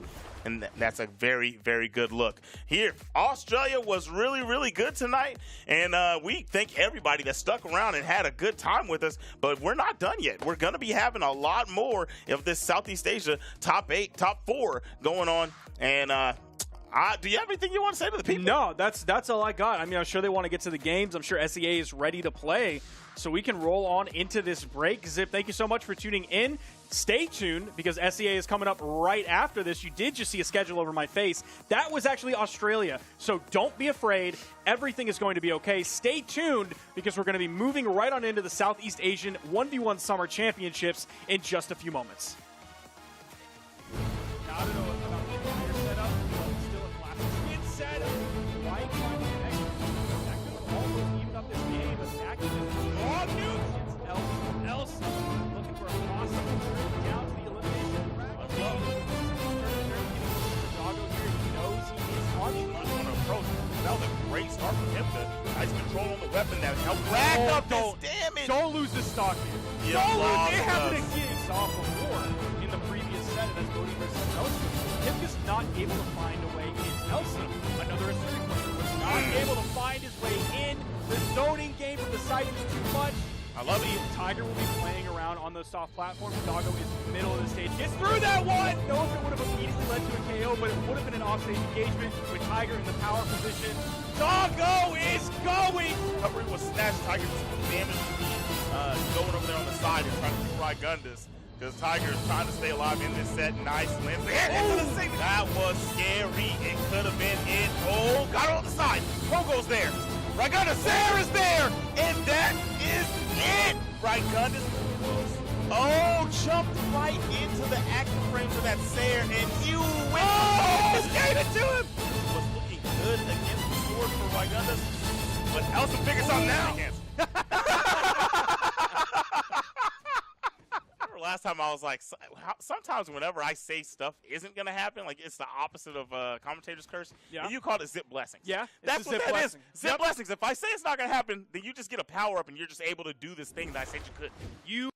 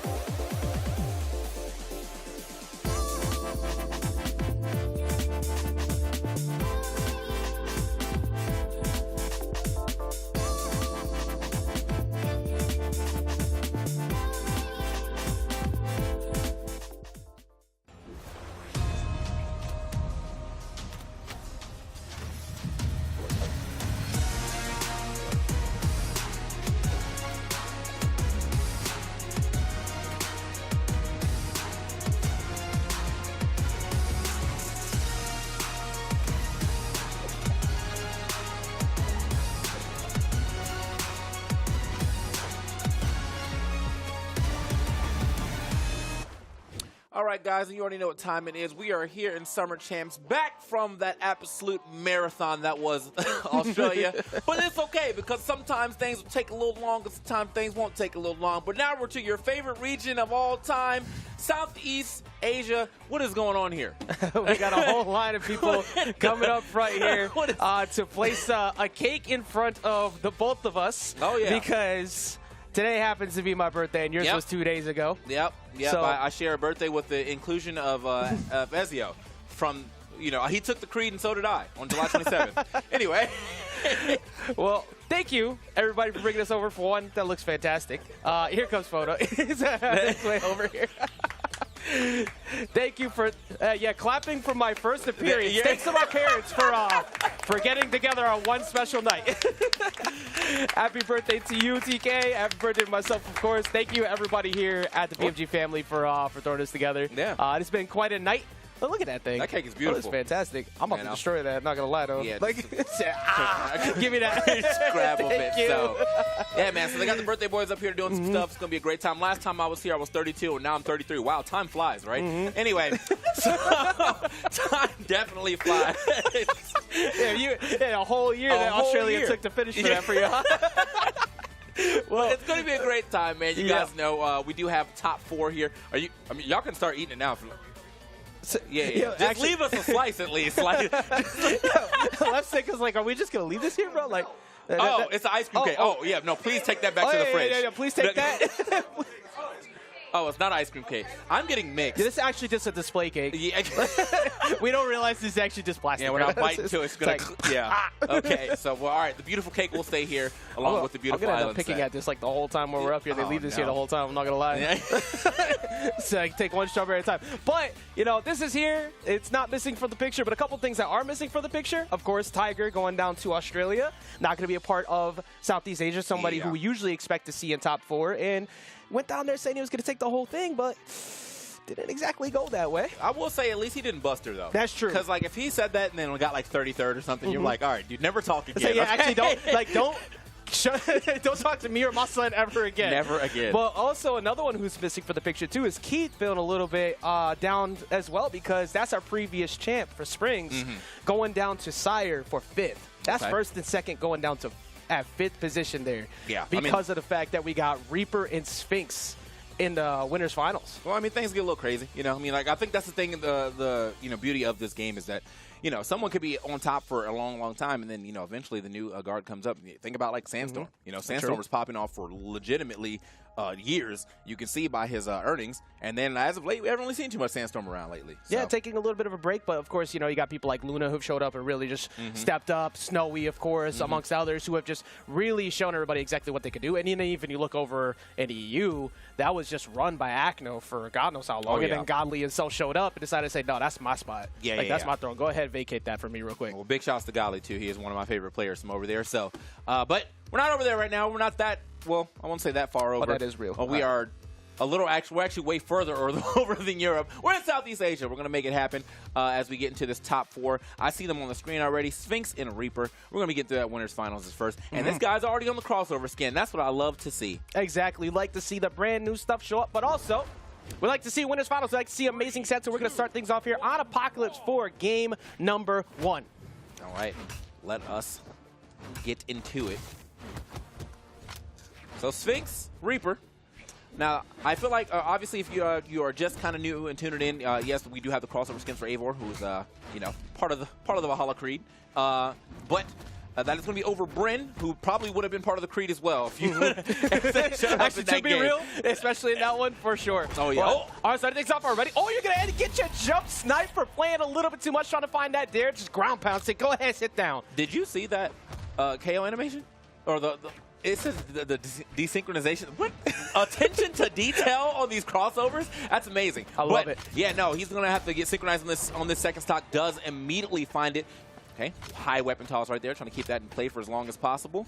Yeah, taking not much time to find that cider KO, like you were saying a second ago. And not really, we haven't really seen like a display of combo starters or anything so far because it's kind of just been too early stocks that have disappeared. But Sidelight, waiting for a defensive option down and in, I think is what Reaper was looking for. But you're not going to get that too often out of Sphinx, who's got some decent patience while landing. Oh, yeah, for sure. So, hold on now. It's going to get back down to the ground. So, you know, one thing that I was wondering about, like, if you had watched a lot of any of the last weekend, we had, like, several crosses, right? And so, they may have not been in these regions, but we did see quite a few crosses throughout the weekend. I wonder if we're going to get that tomorrow and Sunday as well. Because, I mean, I don't know about Southeast Asia. I don't feel like they're really favoring the cross action yet, but cross was all over the place and then in the later half of last week. So, very excited to see that right now, though. They're still kind of playing it relatively standard. I mean, Bryn's a character that you've seen forever. Mordex is also a character that's kept popularity for quite some time, for good reason. Yeah, I mean, a good while there. We just had the Gauntlet takeover, just kind of running things. But coming back to really just put the work in, of course, you always have to pay attention to the side. That sidelight is going to take him out on the side there. But we, like you said, Mordex never really disappearing from the competitive picture. Always finding a spot on the podium. Oh, yeah. I mean, and always find a spot on the podium and online. I mean, that pick rate is insane. So, uh-oh. I don't know if you're going to make this one back here. Not going to get the reverse hit or recovery. Trying to go off to the side. Maybe wait for a poke up ahead, but no. Good defense. Again, Sphinx just has really, like, good patience at a disadvantage, but the side air is going to finally take it out. Yeah, I'm kind of surprised he went for the reverse recovery right there, because normally in that situation I feel like he got all the options out to kind of just go for a ground pound. And I understand ground pound on Axe can definitely be a little laggy, but it covers so much space too with the double spin, and especially if you get the jump right before it. So might have been a lot of more space covered if he was able to do that, but doesn't matter though. Still does not find the stock. Keeps it relatively even. Could be one of those late game things where you hold on to that option later. It's like, okay, you've been anticipating this, and I condition you out of the idea that I'm going to go for ground pound. Oh, yeah. Could be looking a little bit into it, but right now looking for the NSYNC, not going to capitalize on it, send them over to the side, and Reaper actually wasting no time. Like that spot, usually I'm expecting the Mordex to swing. He's like, nah, I'm just going to walk right on. Don't worry about it. I know you're not going to do nothing. Okay, and speaking of swinging, though, he would not be able to eat another one. Oh, yeah, I was like, he eat anything, really. He almost died right off the stage from the sidelight into the neutral sig, but the downlight recovery, or sidelight recovery, is going to go ahead and do the deal for him. So good stuff. The swap of the weapon is going to be enough to mix it up and get that first game going to Sphinx. Yeah, this is normally the situation where we would look at this and go, okay, now we're going to find our way over to Mammoth Fortress. But reminder that we have a different stage list going on now. Things have changed up. We're going to go over to Apocalypse once again. It is very refreshing, though. It is. Yeah, because, no, I mean, I've been looking at Mammoth Fortress since the beginning of time, so it was definitely time for that to kind of, like, it's a great stage, no lie, but sometimes we have a lot of great stages in this game, and we would like to see them. Stage list just, like, change the meta shift up, too. Also, don't let it be you. You already had that first game where Sphinx ended up getting a snipe out on a stock off that ground pound. Don't go losing one that quick after that deep edge guard that you're going for. Oh, yeah. So, I mean, that's the worst way to do it. You get reverse edge guarded. You reach a little too far, and then you get pulled into the abyss. So, here we go. All right, Reaper. Oh, find a nice slide. I like that little read right there. Wait. Ooh, there it is. Oh, yeah, that was the one. He tried to do that on the left side, didn't work out. But if you're on the right, definitely covered way too many options. I think even if that didn't hit, he might have not been able to make it back anyway. Yeah, I think the weapon toss kind of sealed the deal on that. Like, as soon as that was gone, you're down one jump resource already, so now you have to try and make something happen. That covers that. Deep in the red, neutral lights might end up taking it out. It's not going to be enough weapon toss forces to go low. And do you end up catching him off the ground pound here? No, actually goes for the recovery. Doesn't connect though, TK. Yeah, it seemed like you saw him actually kind of put in the position to do that. He could have also went for the ground pound, but obviously if the recovery missed, the ground pound most likely would have missed too. So it seems like maybe he hit that down light just a little too early. And then just wasn't actually fully aware he was going to actually get it. So Axe is in hand too, so if you mess up and then you get reversed on that, you're going to feel pretty foolish after that, and that's going to hurt you. That's going to hurt your mental going forward. But Reaper, ooh, that's a big opener right there. Get some damage on and try to catch a landing. But once again, it's like Sphinx has kind of mitigated a lot of the damage, like maybe 1 to 2 hits versus what I think Reaper would normally get about on a 4-piece on someone else. True. Wait, speaking of though, okay, kind of put himself in a bad position again. That's exactly what he did. Managed to touch the wall. Oh my! Okay. I was gonna say, how did you even manage to get away from that? And the cider is not gonna be enough to get over. That was still almost an amazing recovery on the side of Reaper. I have to give it up to Reaper's patience there, because he even saw the sweat beads, but I think he realized how much time it passed. And even though the sweat beads were out, like the air dodge came back just after the sweat beads showed up, so he didn't get like overzealous. He was like, oh, I see him, I gotta go in there, because that actually could have got reversed. So he waited for a long time to get that punish, and it worked out for him because now he's got the lead. Yeah, don't overextend when it's not necessary. Like, you have a lead, it's still working. You still have a great advantage. You got the damage up, and it's still like it keeps going as Reaper finds another side light, just chasing now, starting to recognize where Sphinx is actually going for these dodges out of like center stage compared to off stage, because he's been doing great off stage, but in center, Sphinx usually jumps just enough out of range to avoid getting hit. Ooh. Okay, oh yeah, I like that. Definitely waited out, and he was like, I'm not going to make it back. Let me go ahead and just get out of here. You have so much time, so much real estate to work with, though. You already got the man in red. It's going to be fine if you lose that stock. As long as you can get down here and grab a weapon as quick as possible, not let yourself get weapon starved or get combo to oblivion. Yeah, especially because the next one was Axe, too. He's already deep in the red, so it's not like you need to work that much harder. This right now, waiting for the landing. Wyden almost caught him on the end light. Not going to be able to get the hit, though. Oh, I was going to say, he's kind of swinging right now. Luckily, though, he finally found connection, because a lot of whiffs going out before he finally found that D-light to go ahead and take that stock. But I guess that's kind of what you can kind of do like when you're fresh and you know the next hit's going to be the one to take it out. So that was 2 D-lights as well, because you saw the end light whiff before. It's like, okay, let me go for D-light to try and catch the landing. You already use your jumps, and when the first one whiffs, it kind of gets in your head. It's like, okay, is this going to connect the next time? It just stayed committed to it. That was really smart on the side of Reaper, putting it at 1 game apiece. Oh yeah. Man, did we see a switch over right here? Yes, sir. We got the Koji out, another very common pick here at the upper echelon of Brawlhalla. You definitely see this character quite a bit. Maybe not as much as you'd see Bryn, but I do think that Koji definitely shown up last, in Australia because of Tiger, and then now you got Sphinx on the Koji. So Tiger may not be here, but he lives here in spirit. Yeah, Sphinx had to switch it up a bit because historically, matchup favor-wise, Reaper is up 3-1. So. After you lose that game, it's like, okay, let me make sure that I don't let this start to fall apart. Right. I feel like this is the type of time I would like to see something swapped anyway, because I hate to see like the game, I'm down 2 game swap, because you're kind of betting it all right there. I'd rather bet on what, especially in this situation when you already won a game, I'd rather bet on my next character now, and if that doesn't work out, then I can go back to a character I at least knew I won on once. Exactly. When the pressure's on, you get to go with what you feel the most comfortable with at the end. Trying to go for a deep play there, though. Reaper has been able to walk away from a lot of these edge guards that Sphinx is going for off stage. Ooh, okay, well, not going to be able to walk away from that one. Sphinx definitely going to be out of that. Not getting a lot of damage here onto Reaper either, which is kind of a bad start here. I mean, because that was a definitive KO right there from Reaper. There was no way that man Koji was coming back. So Sphinx has got to make up a lot of ground here, and he's going to try to bet big on it. Yeah, he's like, I got to do it. He said, I got you. Oh, you ground again? Let me do it again. Here comes the ground pound on the side of Reaper, but Reaper going to go ahead and catch that in air and just has complete stage control. D-Light not going to connect on it either, but at this point, it's just been fine. Weapon toss, though, that's going to force you to have to recover directly above and misses the slide off. It's wild enough, too. I mean, I thought Reaper wasn't going to have any more resources for as far out he was, but he didn't even hit sweat beads on the way back, so he obviously still had his dodge, but yeah, man, almost everything else should have been gone right there, and Sphinx looking for a lower recovery. Reaper not giving it up, and now Sphinx, okay, is going to be able to slide by, but Reaper, okay, the little two-piece right there with the weapon toss, pogoed, and you're out of there. Reaper looking excellent right now in this third game. Reaper not caring at all about the counter pick here. Oh, and yeah. so far, I don't know about you, but I haven't really seen a moment that has made me go, okay, the coach made sense on the swap. No, Sphinx counter picked himself. That's what it happens sometimes, you know? It's what the Smash players do when they pick Sora in the 5th game. Like, you're not winning that, okay? And now here we are with the Koji not looking that great. You know, it happens, but you know, we can definitely go back to the character that you did win on a little earlier. The Mordex was looking all right.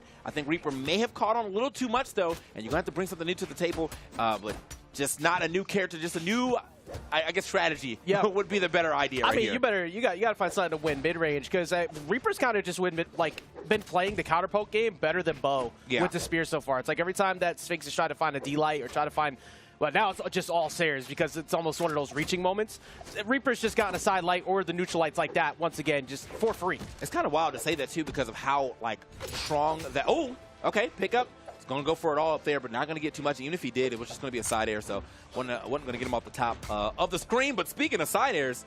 Yeah, now you gotta go for DLI recovery and stuff against Axe, which I don't think you're making this one back anyways. Weapon toss out, goes for the reverse hit. Oh, that was so close to getting the side stick to sneak his way right into the wall touch. I like the idea, but just like almost frames away from getting that touch. Yeah, I think honestly, if he had just drifted a little, he might have been able to get bottom wall if he had waited just a little bit, because you can see how close he was to the wall here. He's pretty much mid wall. Okay, gets the jump. Yeah, I think if he went just a little further down, he might have actually touched that wall. But either way, Reaper put on the pressure. It was just, he literally didn't even swing. He was just there. And this is what we were going to expect to see. The Mordex is back. I did win a game on Mordex. The Koji obviously did not work. Let's go ahead and go back to the Mordex and hope for the best. Yeah, running right back to Apocalypse. So it could be 3-1 in favor of Reaper and continuing that set count on these Ws and getting a nice comfortable spot on a guaranteed podium top finish. If they could go ahead and get another W here. So far, I haven't really seen Sphinx kind of show that changeup. I would like to see it, though, because I do like to see people adapt. But Sphinx has just constantly been outpaced by both the Spear and the Axe, primarily the Axe, though. Oh, yeah. And so, like, at this point in time, I mean, he's got to figure out some good counter Axe play, but it has not really been... Okay, you know what? I was like, Reaper, get up there, bro, because that's exactly what he should have been doing. That would have been a wonderful stock, and definitely setting a real big precedent in this 4th game to be like, yeah, I'm definitely taking this definitively, no questions asked. This is actually crazy that this life lead is like so close right now, which might disappear in a second if another one of those dares connects, and that one's going to go ahead and take that out. You're not going to make that wall touch back, are you? Well, yeah, Can we talk about this Reaper patience, though? He's just looming. He's like Batman, dude. He's just over you, just waiting for you to mess up. But look, the name is playing out, okay? He had a target in line. It's like, look, you're on the list, and you're coming with me. Yeah. He's like, you know, the Grim Reaper says, you know, you may not right now, but eventually I will be back. Oh, he stole the sight. That's what it is. Like, yo, I'm going to need that back. Oh, yeah. I'm going to need that back from you real quick.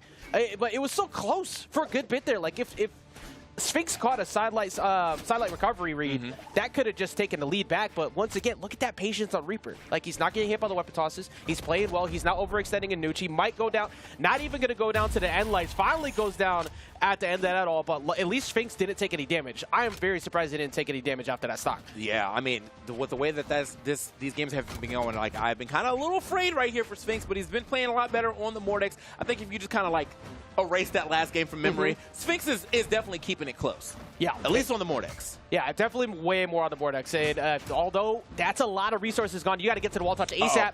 Oh, wait, this is an opportunity. Weapon toss down, but the weapon toss up on the side of Reaper was so smart, and then gets the hit on the recovery to stop another D-Light ground pound that was so close to Sphinx taking that lead.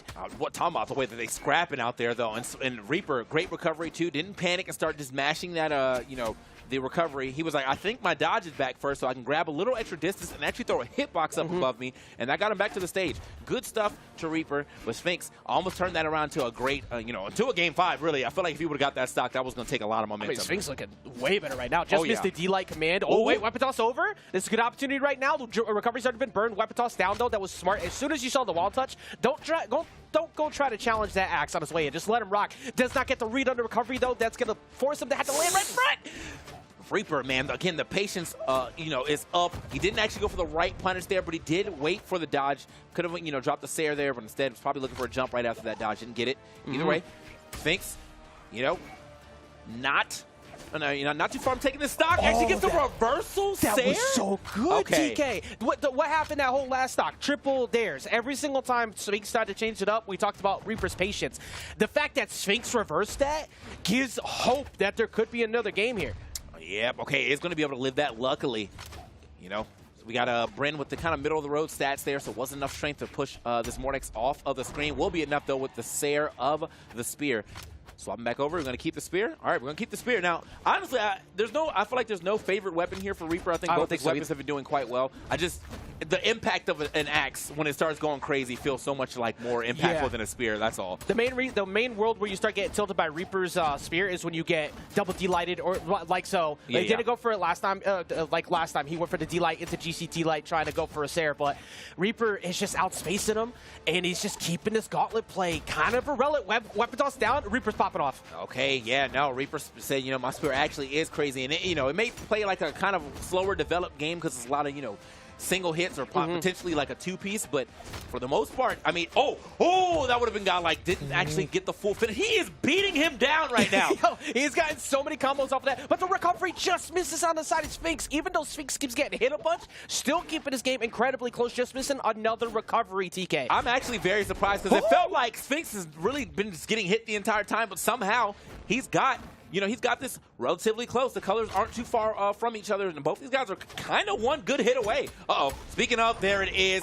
Or two good hits if you can find the combination of the D-Light to recovery. We're out of here. Yeah, the top may have come off at the end right there, but the thing is, that was a lot closer than it was kind of worth. Like, go ahead, get your pop off, but my goodness, Sphinx made that entertaining. You're right. Every time we looked at the health, I was just like, man, Reaper's just kind of been beaten down on Sphinx for a bit, but the health's even. Yeah. Like, it was 659 to 618. That was really close. I feel like if I just didn't look up, I wouldn't have believed that. I'm like, is he doing damage to himself somehow? Like, because that man, like, literally, he just got like 8-9 hits in a row, and then somehow we're both in orange. Huh. I don't know. There's apparently dot damage attached. I don't know when Poison Attribute got added to the game, but that was definitely playing in through that there. But still, 3-1 on the side of Reaper. Oh, yeah. Go ahead and move that into that guaranteed top 3 finish. And like I said, this is going to be a little different. No Tiger today.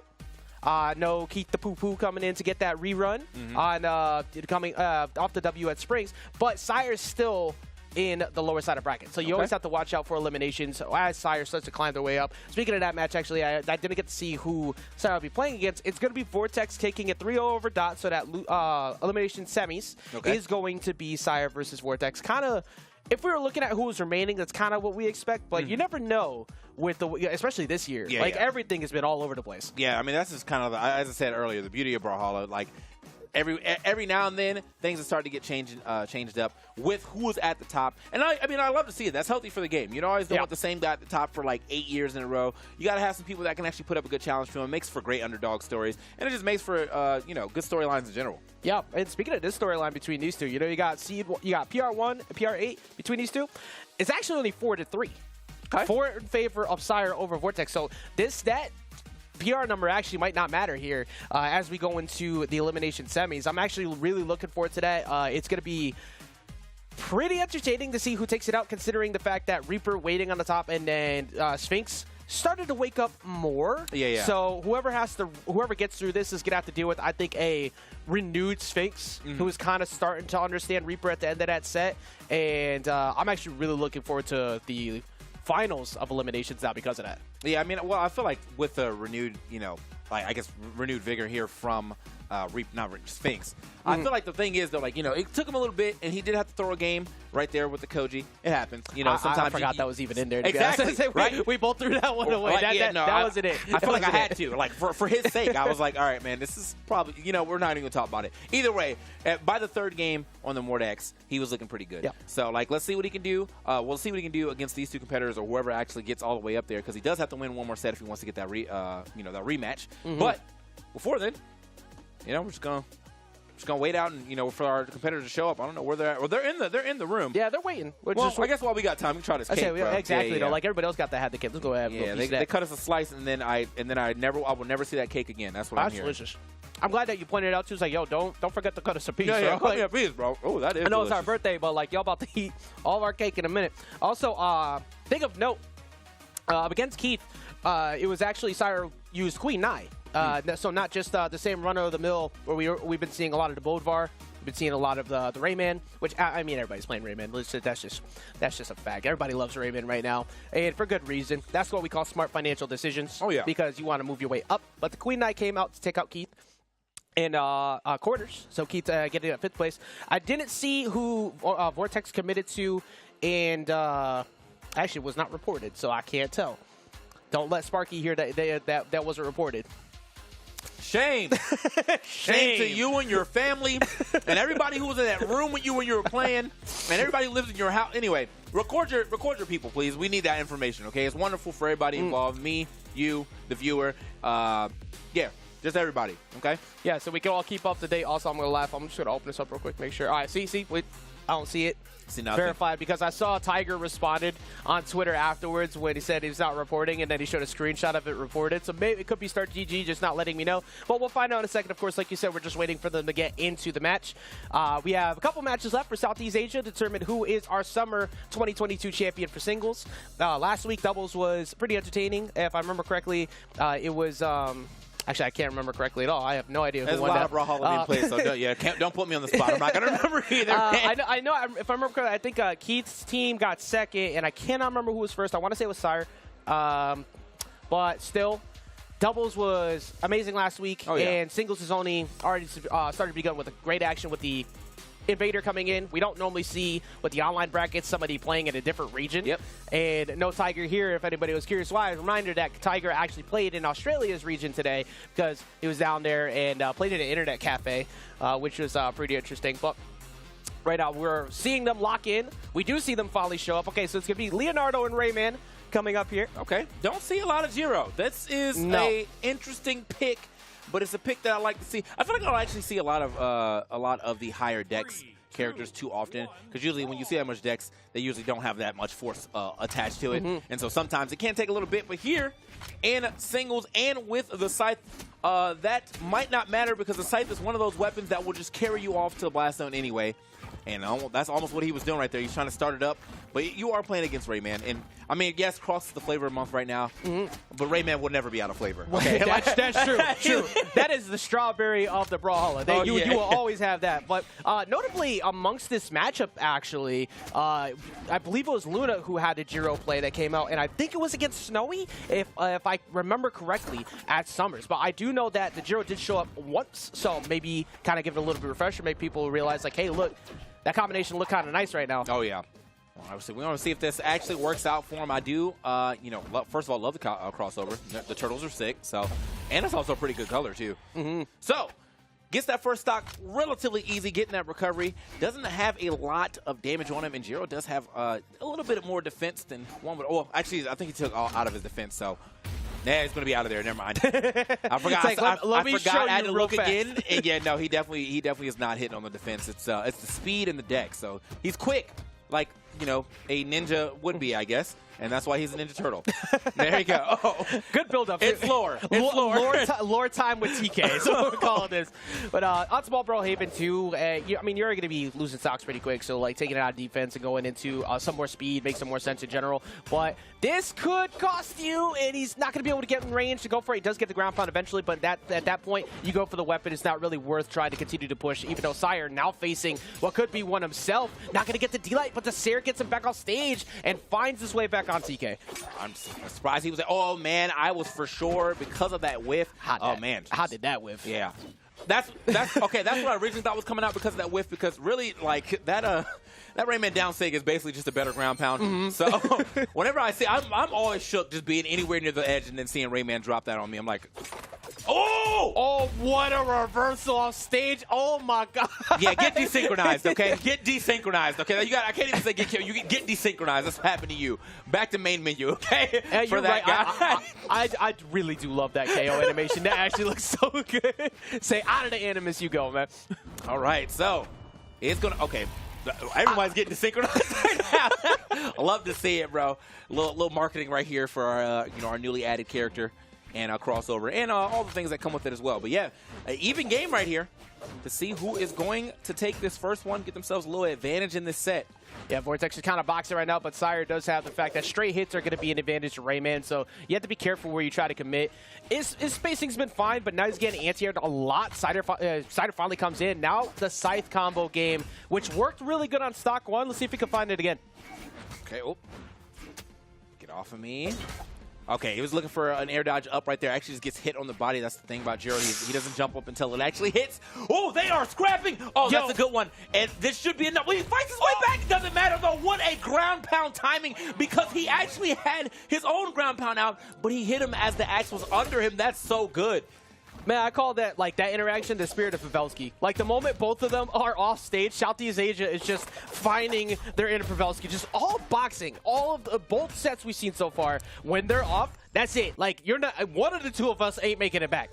Man, dude, the timing on that ground pound to get him when the axe is under him as he's spinning, doing his own ground pound is insane. Because, like, the idea of that ground pound was really good. He probably also could have supplemented an air there, but the idea of the ground pound was there. It's going a long-lasting hitbox, covers me all around, but not at all times, and therefore ends up getting stepped on, and then sent out of that first game. What a way to fight their way into this second game. Vortex with the W right there. Hold up. I mean, that match, the damage between the two really just kind of told the story. Because even though Vortex won, the damage difference was about 100 in favor of Sire over Vortex. So Sire's been able to get the damage on, but Vortex has been able to get those great reverses off stage between the N-Sig from before, or excuse me, the D-Sig from before, and then that reversal there. I don't think Sire's going to be playing off stage as much. Doesn't even need to. Man, and it's interesting to say that too, because you would think that matchup spread would go the other way. Vortex is going to be the one who has to put on more damage if he's going to get a KO off the blast zone to the up or to left right. But didn't seem to matter. He said, I got those reversals, so the damage doesn't matter as long as I can take all of your options. That's exactly what he did, but now he's having a hard time making something happen here as far as this game goes. He's not going to push him off the top, and what a way to fight back down here from Sire. Ooh. Okay, the read, but doesn't get the actual perfect follow-up on it. Does get the read, and just does not get the downlight after, though. Yeah, Sire's getting a lot of consistent reads. Like, like we said, the damage department has not been an issue for Sire. Yeah. It's mostly just the fact that he just kind of gave a couple away. That was a really good reaction off of, what are you doing up here with me? Yeah. Now, this is not where we're supposed to be right now. Sends him packing, but he does take quite a bit of damage here on the second stock. I need my space, bro. Like, I ain't tell you can come talk to me yet. Oh, yeah. All right, so now this is going to be a little bit of an issue. Again, you are playing against Rayman, who has an axe in hand, and it can be a little scary. I can't. Wait, hold on. Turn this around. Don't you? You're crazy. All right, you might actually be gone. Oh, everyone's missing. Turn this back around. He gave you another chance at life. All right, we're going to go back to stage. Let's go ahead and keep it safe right here. I do like that attempt at that drop-down neutral air, though. Try to get real cheeky with it. But if you got hit by that, just go ahead and shake his hand. Just shake his hands after that. Like, it doesn't happen too often, but the recovery's going to take it off the top. Look, Sire, he heard our warning. Just stay on stage. Yeah, you're winning on stage. You have almost thrown so many stocks already just this game. As a matter of fact, when you went to the skies, you got reversed too. Just stay here on the ground. That's where you're winning. Bro, it's that top player mentality, bro. They just don't want to admit that someone may be doing something better. Oh, my God! Stay on stage. All right, anyway. It's like they don't want to admit this guy is doing something better than me right now. No, I will beat him off stage. No, you just beat him on stage. It's your win con. I promise you, bro, if you get edge guarded off of this or you get reversed, I'm going to commentate so biasly for Vortex in this next game. Anything you can do, I can look better looking. No, you can't. No, you don't. You've been doing great center stage. You've been doing fine. You do not need to fight a Corvette. You just stay right here and you deal with this consistency you have going. There's no reason to go off. Just continue to control that. Don't do it. Live within your means, bro. Yeah, that Lamborghini is not for you. You drive a Camry, okay? It's fine. It's gash efficiency, okay? It's efficient. The center stage is efficient. Oh, see, no. this is what we're talking about. Okay, he makes it back. Good stuff. However, this is getting relatively scary on both sides, and this almost is all Sire's fault. When we get these replays, if he loses, I just want all the offstage interactions he lost. Okay? So can we just ignore every other time Vortex got beat down in center stage? Right now we're at D-Light. Oh, you did not just go You're insane for that. Why? You had sword in hand. You got D-Light recovery chilling at any point. He's like, nah, I'm gonna go for it all. Now notice where he won though, okay? It was on the stage where he got the W. So Vortex, he gets a little reckless on the stage right there with the way he decided to throw that out. And yeah, hard punish right there from Sire is going to be able to take it. Yeah, free end lights every single time in that spot. And Vortex, like you said, Vortex going for it all at all times, especially off stage. So once again, Sire, for your safety and for the safety of others around you, stay on. Well, we're going to have quite a few different recovery landing options now because we're going to switch over to, I think the first time we've seen this in a little while, Small Enigma. Yeah, but I think the thing is, too, man, you got to think about the fact, did you see the damage differential on Vortex's side of the thing? He's all Scythe. Like, yeah, this other thing doesn't really matter, and I think picking Fate right here, a very, very strong character when it comes to Force, and you're still get to play your Scythe, yeah, it might work out for you, in the long run. We'll see how this one goes, though. As of right now, he's not having the greatest time right here at the beginning. He's got a little bit of a damage lead, but again, that's high force on this character, so it does take less hits to get up there. But man, I say even with like that mid-range game that you could play now with the orb, at this point, Sire's just been chasing. Yeah, he doesn't care about. There's no space to be had here. He said, wind him up. Mink gone out of there, bro. Sends him packing. Got the little slide off there too. Love to see it. Yeah, Sire is. I think Sire's kind of figured it out at this point. It's like, okay, so for one, if you want to box, that's cool. Let's do it. But now with gauntlets, less inclined to go off because you're going to be doing stuff like this, going deep for like trying to read a jump in or something, going for multiple recovery hits. Ooh, okay, good there.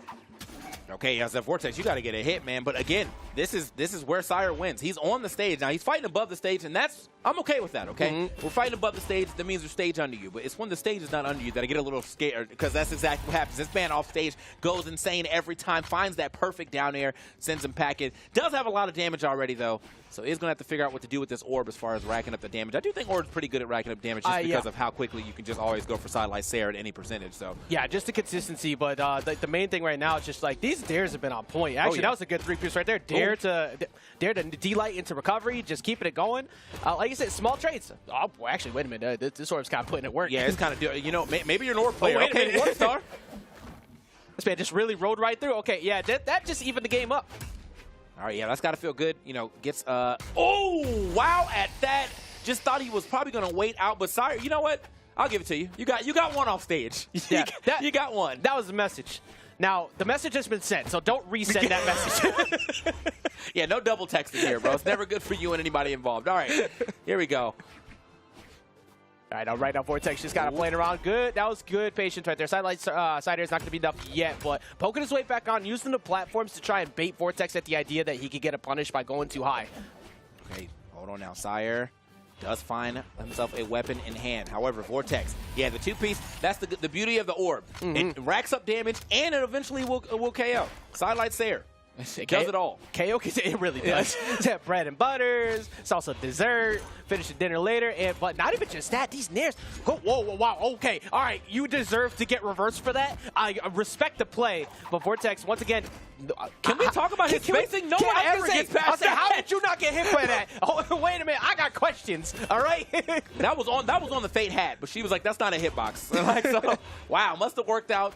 Very well for Vortex, who was bringing this one all the way back with the orb, by the way. Now, he was all Scythe earlier. His Scythe was getting absolutely demolished in this game specifically. And wow, what a way to turn this around. The Fate looking extra good here for Vortex. Same position, stock 1. That was a dare.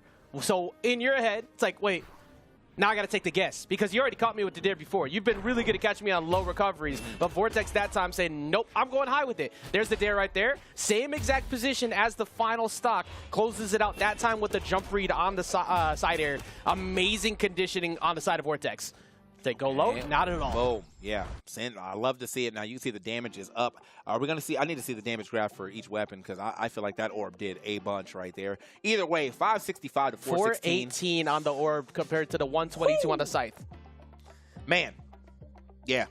Yeah, no, the orb definitely was the star of the show there. But I think that's kind of like Vortex. Oh, I've never seen this stage. Everybody switch it up right now. Honestly, This stage is beautiful. This stage looks amazing. I know, bro. Hollow, I see you. Okay. I actually can't remember the name of this one. And so this is one of the new ones we have in the cycle, of course.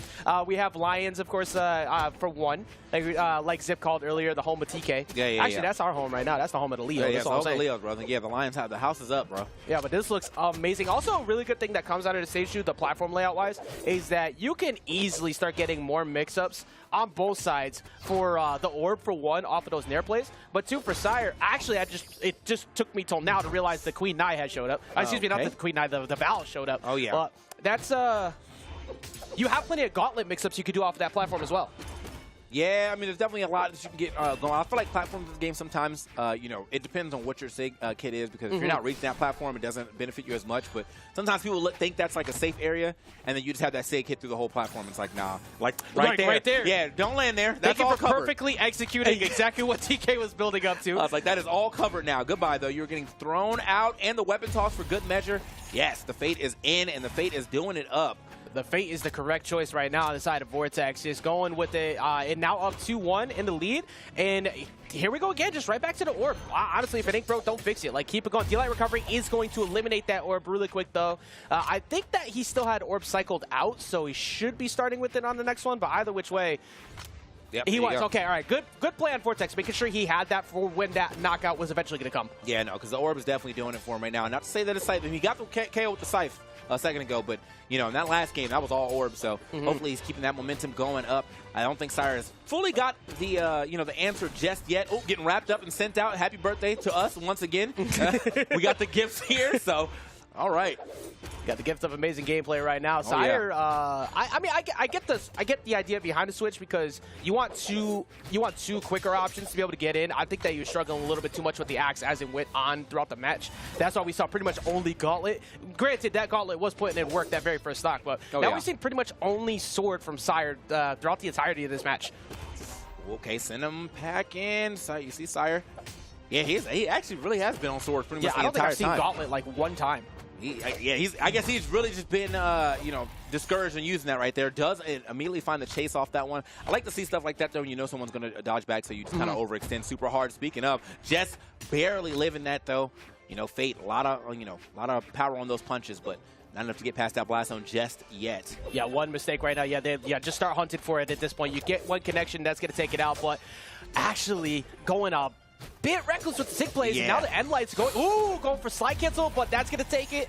Not too much damage, but still, I feel like Sire's looked much better. I'm pretty sure, actually, never mind switching it up to the Scythe. Okay, hold on now. Well, I mean, again, Scythe got first stock, so not a bad decision. Oh, wait a minute. You got it. Yeah, not a bad decision. I think he's starting to realize, he's swapping at the perfect time. I think the Sire might have actually started catching on a little bit to that orb, so he's like, all right, well, now, it's a knowledge check. Do you remember this weapon? And so let's see if he can actually make it work for him. Did get a nice little start up. Oh, that's a lot of options taken. Does manage to make it back, though. And Sire throwing a D-Light the other way. I expect him to keep going in, That just missed on the bait to go to the platform, too. End lights are not going to be enough, but that gives you stage position. The weapon toss coming down. Here comes Sweatbeats going high and then trying to go low, but Sire just giving that respect. At this point, it's like, okay, let me just wait for center. Let me find like a D-Light Sair or something. But speaking of side airs, Vortex is starting to connect. Oh, my, how does he do it every time? The Sair, best move in the game when Vortex is using it because, he's balling on you for sure. He's balling on you for sure. GG up and everything. It's like, good games, kid. You got it. But speaking of, you got it. You got fourth place. That is going to be Sire going down at fourth. That is now evened up the set count between the two of these for one, but two, that's PR number 1, dropping down to PR number 8. Man, hey, again, sometimes the number really don't matter that much. It just depends on who's playing their best right now, and right now Vortex definitely looking good. I mean, the thing I'd like to really say about Vortex too is I like the fact that once one weapon stopped working, he wasn't the type to be like, look, I'm just going to keep drilling it home until eventually it works. Nah, he was like, all right, Scythe's not working. I'm on the orb. Okay, it seems like you're catching on a little bit to my orb. Let me go back to the Scythe. Wait, Scythe's still not working. Back to the orb. Which I feel like that's actually the issue that happened with Sire. Because in the Rayman game on Small Enigma, it was all Gauntlet. It was working really well at the start. Let's not like take that away. But that last game, it was just Sword. Like, we both realized it's like there was not like a single time I remember seeing the Gauntlet come out. So it was just a straight up Sword game. And it worked for a bit until the knockout pressure just came in more inside of Fate. You're talking about how easy it is for Fate to find those knockouts. Consistency was key, and Vortex was able to just run away with it after swapping between the both of them. Yeah, it was a works until it doesn't situation, basically, is what happened there. So, you know, it happens to the best of us. You know, sometimes you're just like, all right, I mean, I may be getting red, but this is definitely the weapon that I want to stay on. I do think, you know, after the KO with the sword, it might have been time to maybe try the gauntlets just for a little bit, just to see if you can kind of mix them up more again, but didn't actually go for it this time. But it's all good. You know, still a 4th place finish. That's pretty good. And we're going to be moving on to the next part of our tournament, which will be Losers Finals, as you can see here by our beautiful board, letting you guys know everything that's going on. It's Sphinx and it's Vortex, and then it will be whoever wins that going up against Reaper. Yeah, and for that match, you know, we just talked about the PR difference between Sire and Vortex. It's still an 8-position PR difference. We got PR 16 and PR 8 coming up here. Sphinx having an incredible run today, and you know, like we were saying, a lot of things have just been, you can't really throw the dart at, okay, the top seeds are just going to win these brackets anymore. Like, people have been putting in work of late. Sphinx was starting to find the way to put in that work at the end, starting things off already with a clean 3-piece in, looking like that the ending of that set in winners, kind of transitioning over here. Yeah. So that's the thing about PR, though. The PR, you know, it's definitely recounting the history right there.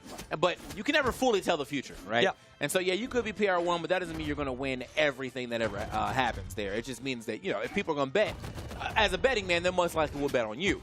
But some people could just be playing amazing, just like these two players are. That's why they're here. But looks like the first stock will be going to Sphinx, who, again, is trying to get that run back with Reaper. And I feel like he's probably going to use this time to make sure that that Mordex is super polished. Yeah, I think you just ride it out with the Mordex. And also, a good thing to point out to what you're saying, too, it has actually been a little bit of time since spring. So the last time where a big positional change could come from PR has been at least a couple months away. So people are refreshed, ready to go, and Vortex definitely found a lot of ways to figure things out before, but that's going to be a free. Yeah, okay, that should. Oh, he got the wall touch. He got the wall touch at the end. That was almost such a clean free reversal on the side of Sphinx. Speaking of reversal, yeah, Vortex actually managed to get that one out. Didn't get the KO, though, but yeah, no, Sphinx really was about to turn that one around. Would have been a major turnaround. Oh, gets a stomp. Another one? Yeah, you are out of there. That's how you do it. You know, get the recovery frames on the recovery, and then go ahead and blow that thing up with that downlight in to the ground pound. And now a very solid lead here developing. It's kind of crazy. Sphinx. Yeah, like this is this does not look like the same Vortex we were watching just a second ago. Sphinx was waiting, warming up, getting ready, and the Mordex is looking so much better. Maybe we should have seen the gauntlets come out of Sire, because these gauntlets are definitely putting in work right now. Okay, hold on. Gonna get back to the stage, but we do need to find a KO here sooner than later. You don't want this game to get too far away from you. You only got one stock left. You know, you're not sitting that hurt.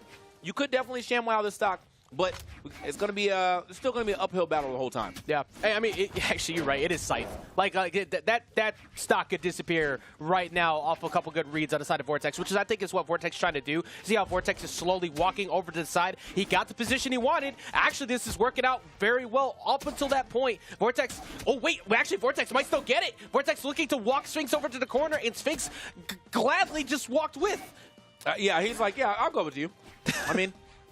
Yeah, so this is definitely the dude pulling up in the white van, bro. Don't hop in the van. Don't hop in the van, Sphinx. Stay on the sidewalk. You did not need that candy, okay? And wait a minute. Don't hop in the van. Okay, wait. Actually, you know what? He hopped in the van, but he was Bruce Lee in the van, bro. He hopped in the van. He actually knocked out the driver. Yeah. He's my keys right now. His van looking kind of nice. But that's the second time that happened, as we just saw in the first stock. Second stock, the last stock to finish it out, too. Sphinx recognized that Vortex constantly playing off stage, and was it actually all three stocks going in the exact same position. Playing off stage, going a little bit too deep for it, just below the, right below the corner to be able to sneak that one out, and Sphinx able to take game one. I finished mine, guys. It was really good cake. I did not. I've been slowly I'm gonna put that down. I'm gonna put that down. It looks a little better. I say the strawberry and this whole mix up and everything like that. Like, shout out to BMG again. It's delicious. Yeah. So as we get into our next game, though, show this beautiful stage whose name I can't remember, but it's still a very beautiful stage. Let us go ahead and get to it. We got to swap over here to Sakura, too. You know, that's another crossover skin. Love to see it. We like to see as many crossovers as possible. This one's going to be over Lin Fei, which, again, another character, not a lot. Well, first of all, Vortex has swapped both his weapons out. This is with Katara and Cannon. So, yeah. Actually, I have no idea what Vortex is thinking anymore.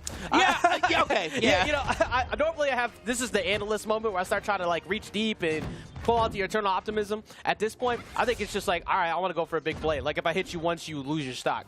Yeah, and I mean these are two weapons that can definitely like off of one good air dodge read could do something crazy like that, and so he's got that going for him if he can find it. Maybe that's why he picked it. Maybe he saw a lot of air dodges coming out from Sphinx that he's like, I can right there. I boom. mean, actually, you might be right on point with that. Like you get the double dare reads, you get the new end light reads into recovery, and then for Cannon, I mean, you already know how it works. One side light can equal misery if you make a mistake. Yeah, see, but that's the issue again. Lin Fei, a very, very low force character. It's so low force. She's this one character that I definitely wanted to play until I saw that force. It's like I can't do it, bro. I can't live this life. So, but still a cool character nonetheless. And if you are able to live that life, then power to you, as he has definitely got a lot of damage, which means he's got a lot of hits here onto Sphinx, but has to find that final hit. No weapon in hand. Oh! Yo, Standing fierce. What's up, bro? That was the deepest like haymaker I've seen all day. Off the platform, was winding it up, ready to run in as soon as that weapon started. Say you would have thought. It looks like Rayman. That was like the Pepe fist, like in the back, just wind up, like ah. It's like you see Raymans do it all the time, but it's always hilarious when I see it unarmed. Like, just, get back. So managed to get that first stock off. I know Sphinx is most likely going to be going for that weapon star. Probably did not expect Vortex to be so just so reckless so with blunt with it. Reckless abandon right there. He's like, I don't care. I could get hard punished right now, but I don't believe you think I'm going to do this. You know, I've always said that at the top level, you need to be a bit unorthodox. And, well, I mean, unorthodox behavior is one thing that can sneak out some dubs, but so can Vortex at all times. That doesn't really matter to Vortex. And like you were saying, you didn't want to live that life. Well, your opponent's going to live that life pretty well, because how many times have we seen Vortex get like some decent damage, had a couple good positions there, and wasn't able to find the knockouts? There was like 3 spots where I expected a knockout to come. I don't even think that would have got a knockout right there, but he still threw that out. I mean, you got some more safer options you can throw out right here as you're still trying to rack up damage. Again, there's not force on this character. Even if I think she can only get up to 4 if she goes in 4 stance. So, yeah, it's a little rough out here. We do like the crossover, though. Oh, yeah. Love the crossover. Sakura, one of my favorite characters from Street Fighter. So, here we go. All right. Yeah, I think Vortex is trying to do the same thing as before. I mean, Sphinx ended up going off, but got some hits in the middle of that. It's like Vortex is trying to just make Sphinx give up a stock, in a way. It's like, you come off stage so I can steal it. And Sphinx saying no. I'm completely cool with that. Okay. Triple tapped him, though. Gotta feel good about that one. Managed to find 3 recoveries, 2 to rack up damage, and then wait a minute. Okay, yeah, this is the situation you want to watch out for. All right, he managed to slide through, but that was definitely a scary situation altogether. Sphinx, not going to allow himself to get straight bodied on that stock off stage. But Vortex is built recklessly. Yeah. not built different. He is out here trying to ruin all the blueprints to normal success, especially against the way that Sphinx has kind of just been playing simple. But for Sphinx, all you need is to sidelight into the read, but not going to position himself for it on recovery. Okay, yeah, sometimes, you see him jumping out this time around instead of giving up the dodge. But Vortex really has kind of made his way back into... Is that it? You're dead! Goodbye! You're dead! What a god! Vortex has done it again! Yes, I'm balling on you. What's good? Yo. Your ankles are crossed right now. Just walk over here. Just come talk to me. It's okay. Look, you could trust me. You could. I promise you could trust me. It's perfectly fine. I cannot believe Vortex got away with that multiple times. That right there was the sending message to begin it all with that unarmed, and then at the very end, the fact that this is clean though. I will give that this Sphinx. That was a very early kill to get it to the last stock. But geez, man, Vortex. Look where Vortex started. Deep orange when this stock started, and who's winning? Me. Man. Oh my god, it was absolutely nothing you could do. Yeah. Hey. Hey, how you doing? Like, I can't believe you pulled it off. I can't believe you pulled it off multiple times. And now we're gonna see what are you doing? He's rotating on you right now. Okay, well we're gonna keep the Katars at least. So that's going to be, I mean, the cards, they did work. To be fair, the cannon really didn't do much either. Yeah. So, like the guitars definitely what got the job done, and definitely made Foda happy somewhere in the building. It's the thing. It's the fact is, too, like, you know, not only are you, you weren't really getting a lot of SIGs going either. Like, he didn't really hit a lot of SIGs with the guitars either. That was all just standard guitar gameplay regardless of what legend that was. Yep. So, yeah, he's like, all right, well, let me try it with another legend. Similar stats as far as, like, speed goes. So, see if this helps him out. Yeah, actually, I think you make a very good point on that, too, because I think I saw at least 4 to 5 whiffs on the Litfei D-Sigs off of Cannon on the side. Not a single one hit. So at that point, it's like, okay, this was meant to help walk you to the side and steal stocks. I don't really like that idea anymore. Now switching up to Suri, you still have the consistency off of the guitars that you were doing before, but also the free knockout pressure of D-Light recovery on Sword. Okay.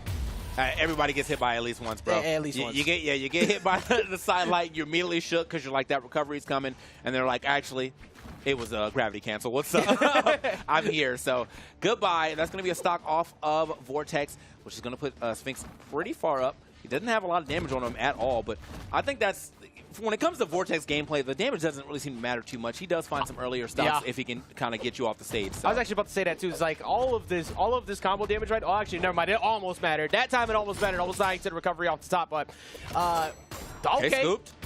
What? There, we just said it. Like, the damage don't matter to him because he's going to find the most opportune way to take a stock, and that for Asuri is definitely it. I mean, you know what? Normally, I wouldn't recommend this type of play style to anybody who's trying to learn to get better, but I really like what Vortex has been doing. Like just in its own way. It's like, look, I am never actually scared while behind. Like, I am always still in the game because I know I could just snag one away. While I'm tossed down, trying to go in, but recovery on the ground, not enough yet, TK. Yeah, no. Vortex definitely is like that 6,000. Like, whatever you're thinking, just do it. Like, that's Vortex. He's like, you're right.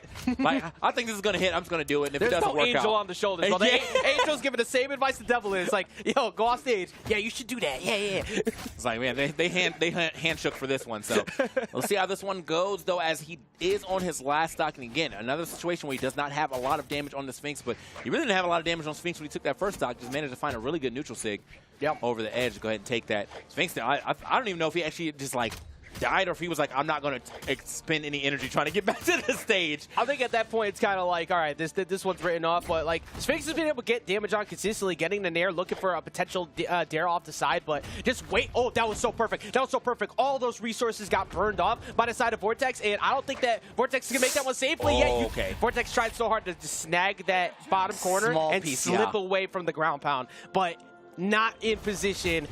And Sphinx, good job not losing that one off the side, because every time I see you off stage, I assume Vortex is going to steal it from you. Really? No, I think Sphinx is definitely doing a better job than Sire was as far as, like, turning some of this around. Like, I think, you know, every time Sire went off stage, it felt like it was definitely a turnaround. But Sphinx kind of 50-50 on it right now, and he's willing to take that gamble, take that bet with Vortex and say, you know, sometimes I'm going to win these, sometimes I'm going to lose these, but he had a stock lead. Yeah, so that's that was a good 200 damage difference that time, too. Yeah. Like, that was a way better game for Sphinx.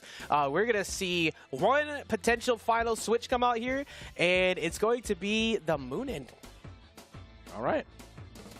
You're right. They're really just cycling out everyone. Yeah. It's like, actually, now we have cycled to completely different weapons again. Like, not even close to what we were looking at before. Bow and Scythe coming into play. What do you think the logic behind this switch up is? Well, I mean, we did see Vortex and Scythe earlier. So that's true. So we are going at least back to something. But I mean, as far as the bow, I'm not completely sure on this one just yet, because I feel like this isn't really the type to kind of like just steal a stock away. The bow can rack up damage quite well, in my opinion, you know. And if you find a good read, you definitely can get some pretty cool stuff going. But not when you're getting double dunked like that. It doesn't even matter. I can't even talk about the bow because the gauntlets are still like, hey, we're still one of the greatest weapons of all time. And that's why. You see that super quick with it. Sphinx, again, another situation where he is just taking a stock like it's nothing. That man barely has any damage on himself. I think we're going to a Sphinx finals. Yeah, Sphinx said, I will absolutely take an extra scoop of that ice cream. Thank you very much. I will double up every time. As we see him go try for the ground pound again. Oh, don't do it. No, don't let it be you right now. Don't let it be you. Okay, all right. Just misses out at that time. But my goodness, Sphinx was so close to just going up 2 stocks, barely in the orange. Yeah, see, listen, man, I think if I was going to bet on my last game for Vortex specifically, it was the Fate. I think so. Oh, yeah, 100%. It was the Fate. But the Fate looked so good previously. I don't know. Okay, well, all right. Well, yeah, Etsy coming through. now all those extreme plays you try to do off stage, Sphinx can play them with you. It's like if you both go down after trading off a bunch, that's fine because you're on your last one. All right, man. So are we going to see a Game 5, or is this concert canceled? Because yeah, this Moon is definitely not singing the way that we thought she would, or playing the way we thought she would. This is a little rough. Yeah, I'm gonna need you to give me the aux back real quick. Yeah, This was not it. I mean, she's got really good range on her 6, so that's another one of those, like, let me try and get some quick snipes. Very similar again, actually, now that I think about it, to the Lin Fei switch up with the Cannon D6, trying to find something there. But the first thing that we mentioned in Winners Finals earlier was that Sphinx has really good disadvantage. Like, he doesn't really go in right away. Oh, that's goodbye. it. All right. That's GG's. Yeah, GG's. Oh, yeah, GG's. Shake my hand. Shake my hand. Thank you. Jeez. Wow. You ruined the moment. He ruined the moment. That was a GG. And now you reverse GG. Shake my hand. Even harder. We somehow over commentators cursed that out of a loss. I thought it was over, man, for sure. But, like, you know.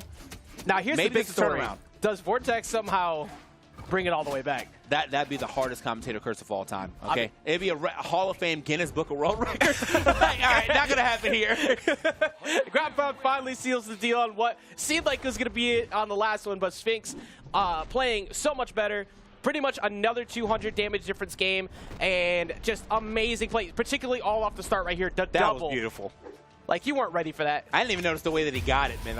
A three-piece combination to the first one, quick wall touch to refresh some options, and then bam, I'm right back off the wall to hit another one.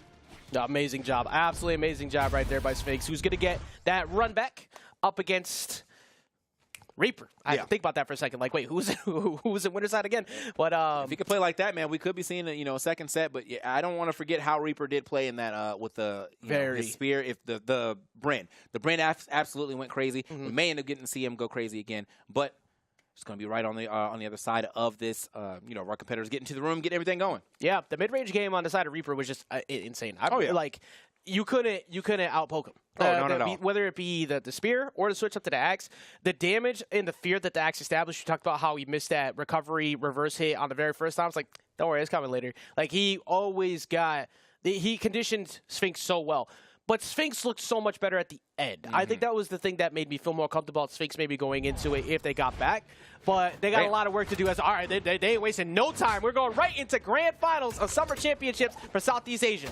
You know what? Good on Sphinx right there. Don't let him ice you, bro. We know the Iceman on our side of things. Don't let somebody be the Iceman to you. However, though, I mean, even it doesn't matter how body's on ice right now, bro. Yeah, the corner got called in. That was a zero, completely perfect stock on the side of Reaper. Yeah, it definitely don't matter how hot you're playing if someone is playing hotter than you. So the flame was just burning a little brighter here on the side of Reaper at the beginning of this game.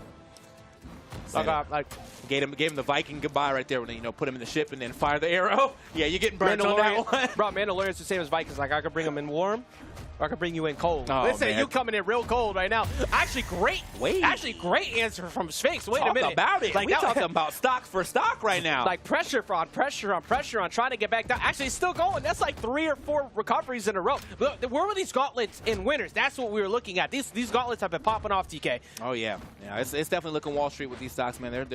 They're selling, they're buying, they're doing it all. So occasionally they cheat in their way to a quick victory, and that might be what happens when you're looking at Axe on the other side. Oh, yeah. Yeah, no, you get an early KO. That's the Wolf of Wall Street right there for sure. Yeah, this game is about to stop right now. Okay. Man, he's getting really good. Like, I feel like he's getting that so often of just immediately hitting someone way high up and then chasing them so quickly that they're like not ready for the next option. It's like, hey man, I see you up in the skies, and he is pretty much not respected it. One time, finally gonna go ahead and take that out right there. But this is insane. Like, what are we at? We are at 6 minutes and 20 seconds. This is a volatile game. Yeah, they have been beating each other down. Yeah, no, this is the type of games you like to see, though. You don't want to see nobody. In grand finals, you want to see it go to distance, and this is exactly what's happening here. Nobody with a real advantage. I mean, someone gets the advantage and the other person just brings it back, okay? So. Very, very different than what we saw in winners, because Reaper just kept outspacing Sphinx to the point where it looked like anything Sphinx chose was incorrect. But now this time, any neutral win has been about 3 pieces on one side and then instantly instant on the other. I think Sphinx was looking to get a quick hit and go for some ground pounds, because those ground pounds were on fire in the Elimination Finals. Oh, yeah. And okay, looking for the side air on the other side. And I think that actually might have been able to take from the middle of the stage, but especially on this stage, in particular, he is swinging. But watch yourself. This is where Sphinx has definitely been shining. You try to get back down to the ground, and there it is. He's just marking you the whole time. Yo, you were so on point with that. Like, oh yeah, like that was what? That was like 3 whiff stairs in a row. That's one of those like, please go away, please go away. I need hopefully for this to hit. Where Sphinx said, no, I'm gonna line up a guaranteed hit. That was so well played by Sphinx. Had disadvantage and check. Made sure he controlled all the landings. Pretty much every stock loss that happened to Reaper too were mostly in center because of how accurate those recoveries were on Gauntlet. All right, man. What a way to run that game. I feel like, again, Reaper walked into that game and took a stock in like 12 seconds. And then Amelia had his stock taken like 10 seconds after. But the fact that Sphinx even has that W Yeah. after that first stock is insane. Yeah, I mean, I'm resilient with it. Speaking of, wait a minute. That was another set. Why Bro, did you not sign there right there? That was the moment. We were ready to pop off for you, and you took it away. The whole world stared right there. We were all, the whole world saw that situation and said, what option do you pick here? Bronze stared, gold stared, we stared. And now now you might be losing the stock first as you see recovery coming in again. But now we're going to see the switch for the Gauntlet. Unarmed, though, is going to be finally what takes it out. I love to see it every time, man. What a good animation on that. I know it's been in the game since the beginning of time, but I still love seeing it hit. All right. So, as we get into the next stock here for Sphinx, it does have some pretty good damage here already onto Reaper.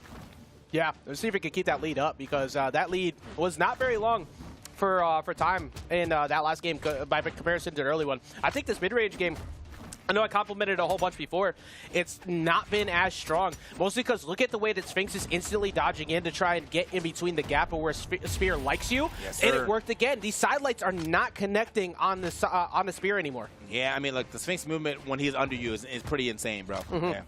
He's definitely a bloodhound on that one because he's going to find that stock.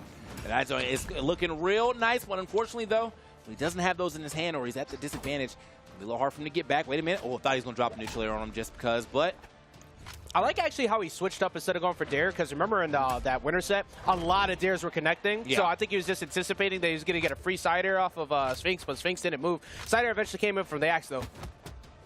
Okay. So Sphinx, again, I mean, this could be another game where they just keep going back and forth because that's exactly what's been happening as far as these stocks go. I mean, it always looks like this at some point in time. You look at the screen, one person's they're in the same color, but a stock is missing. And the next thing you know, now we're in the same color on the same stock. So see if he can do it, though. He hasn't been able to get anything open, a good opening just yet. And now he's getting outspaced. Wait a minute. This might be the opening. Yeah, looking for the GCD light. And, okay, Stare still comes through. A lot of resources are gone, but good timing on the side of Sphinx, able to get through. Reaper still has an incredibly comfortable position, though. As you get that to line it up and send it packing, that was the answer Reaper needed going into game 2.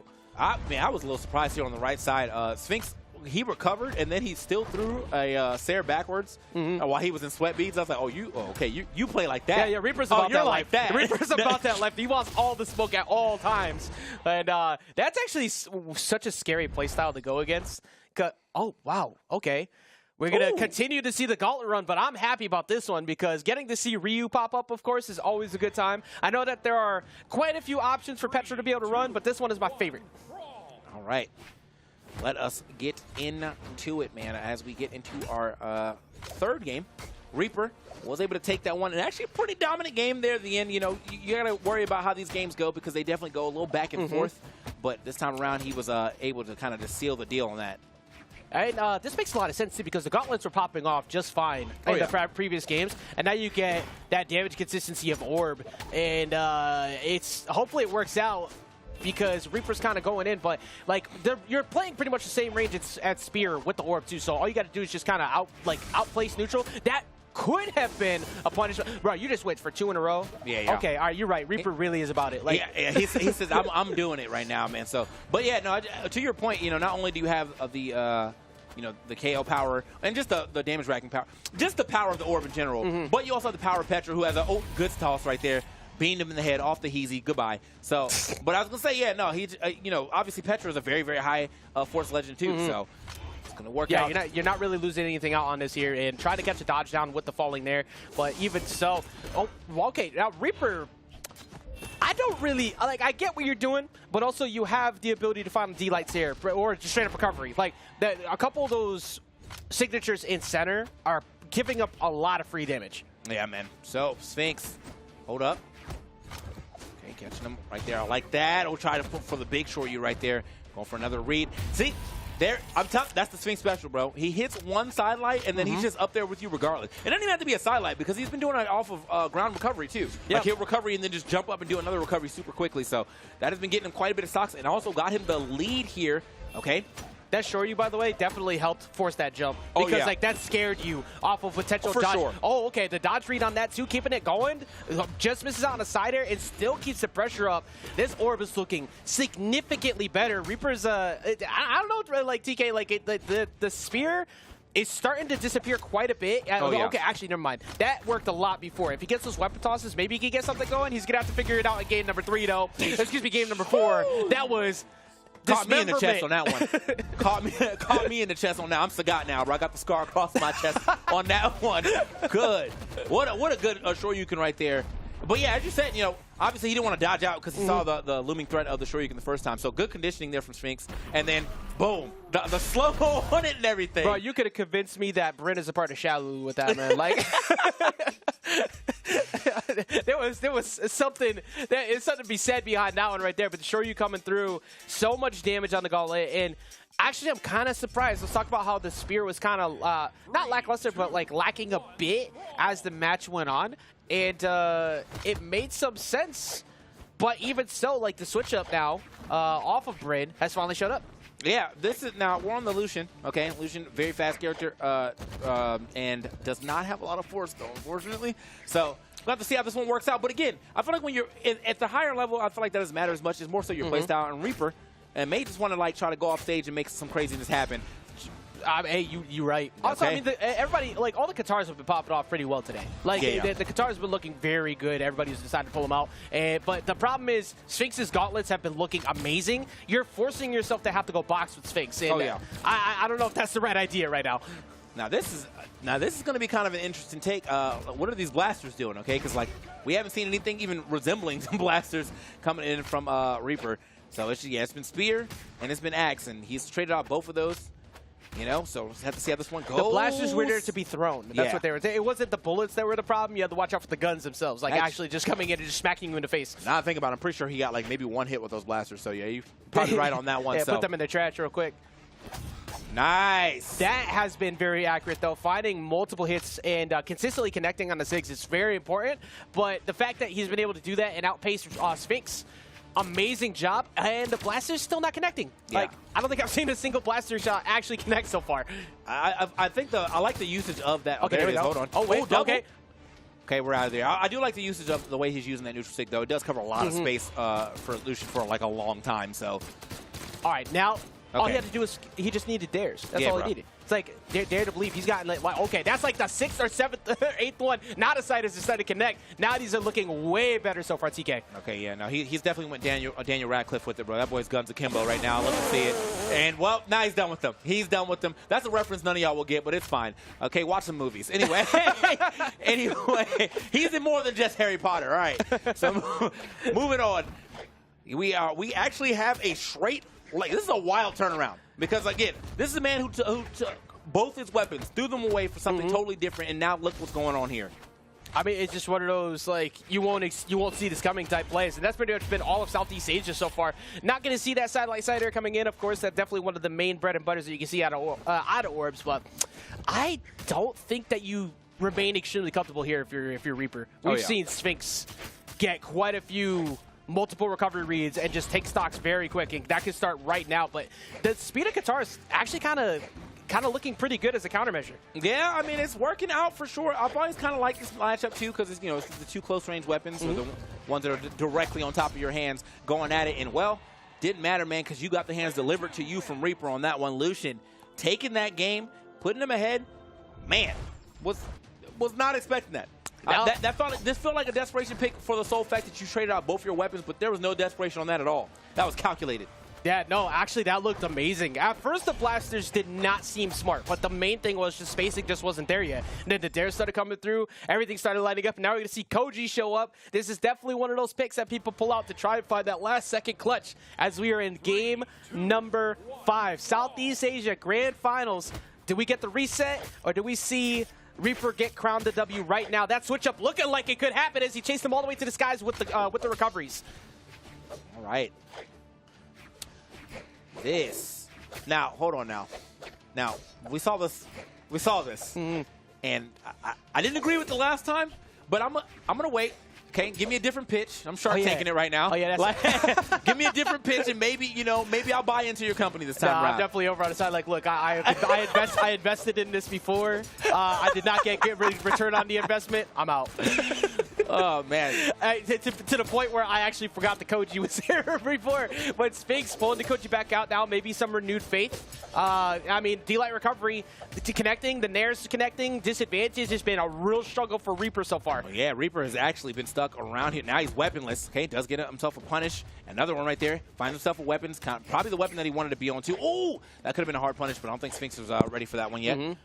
And I like the countermeasure of Koji versus guitars and the blasters. Actually pretty solid because you have the same kit on both ends. You have sword for the guitars. You actually not even needed really. The bow has just been working for it. But Reaper actually gets that stock first after he whiffed that side stick and nothing happened. He whiffed that side stick in his face and lived to see another day. Like that, okay, that's a Brawlhalla blessing. All right, confusion is activated on me, and I've hit myself a couple times in a row. I'm trying to figure that one out. But the blasters are coming back through, and they're working. They're actually working pretty well. Okay. Big shots right there. Looking for, I mean, I got to give it up to his blaster for sure. When they first came out, the first debut of them, okay, it was a musket. Now, yeah, it took a little bit too long to replace the gunpowder in there, but yeah, now he's got the bazookas out or something, man. I don't know. He's doing it up, so got to give it up to him. Okay.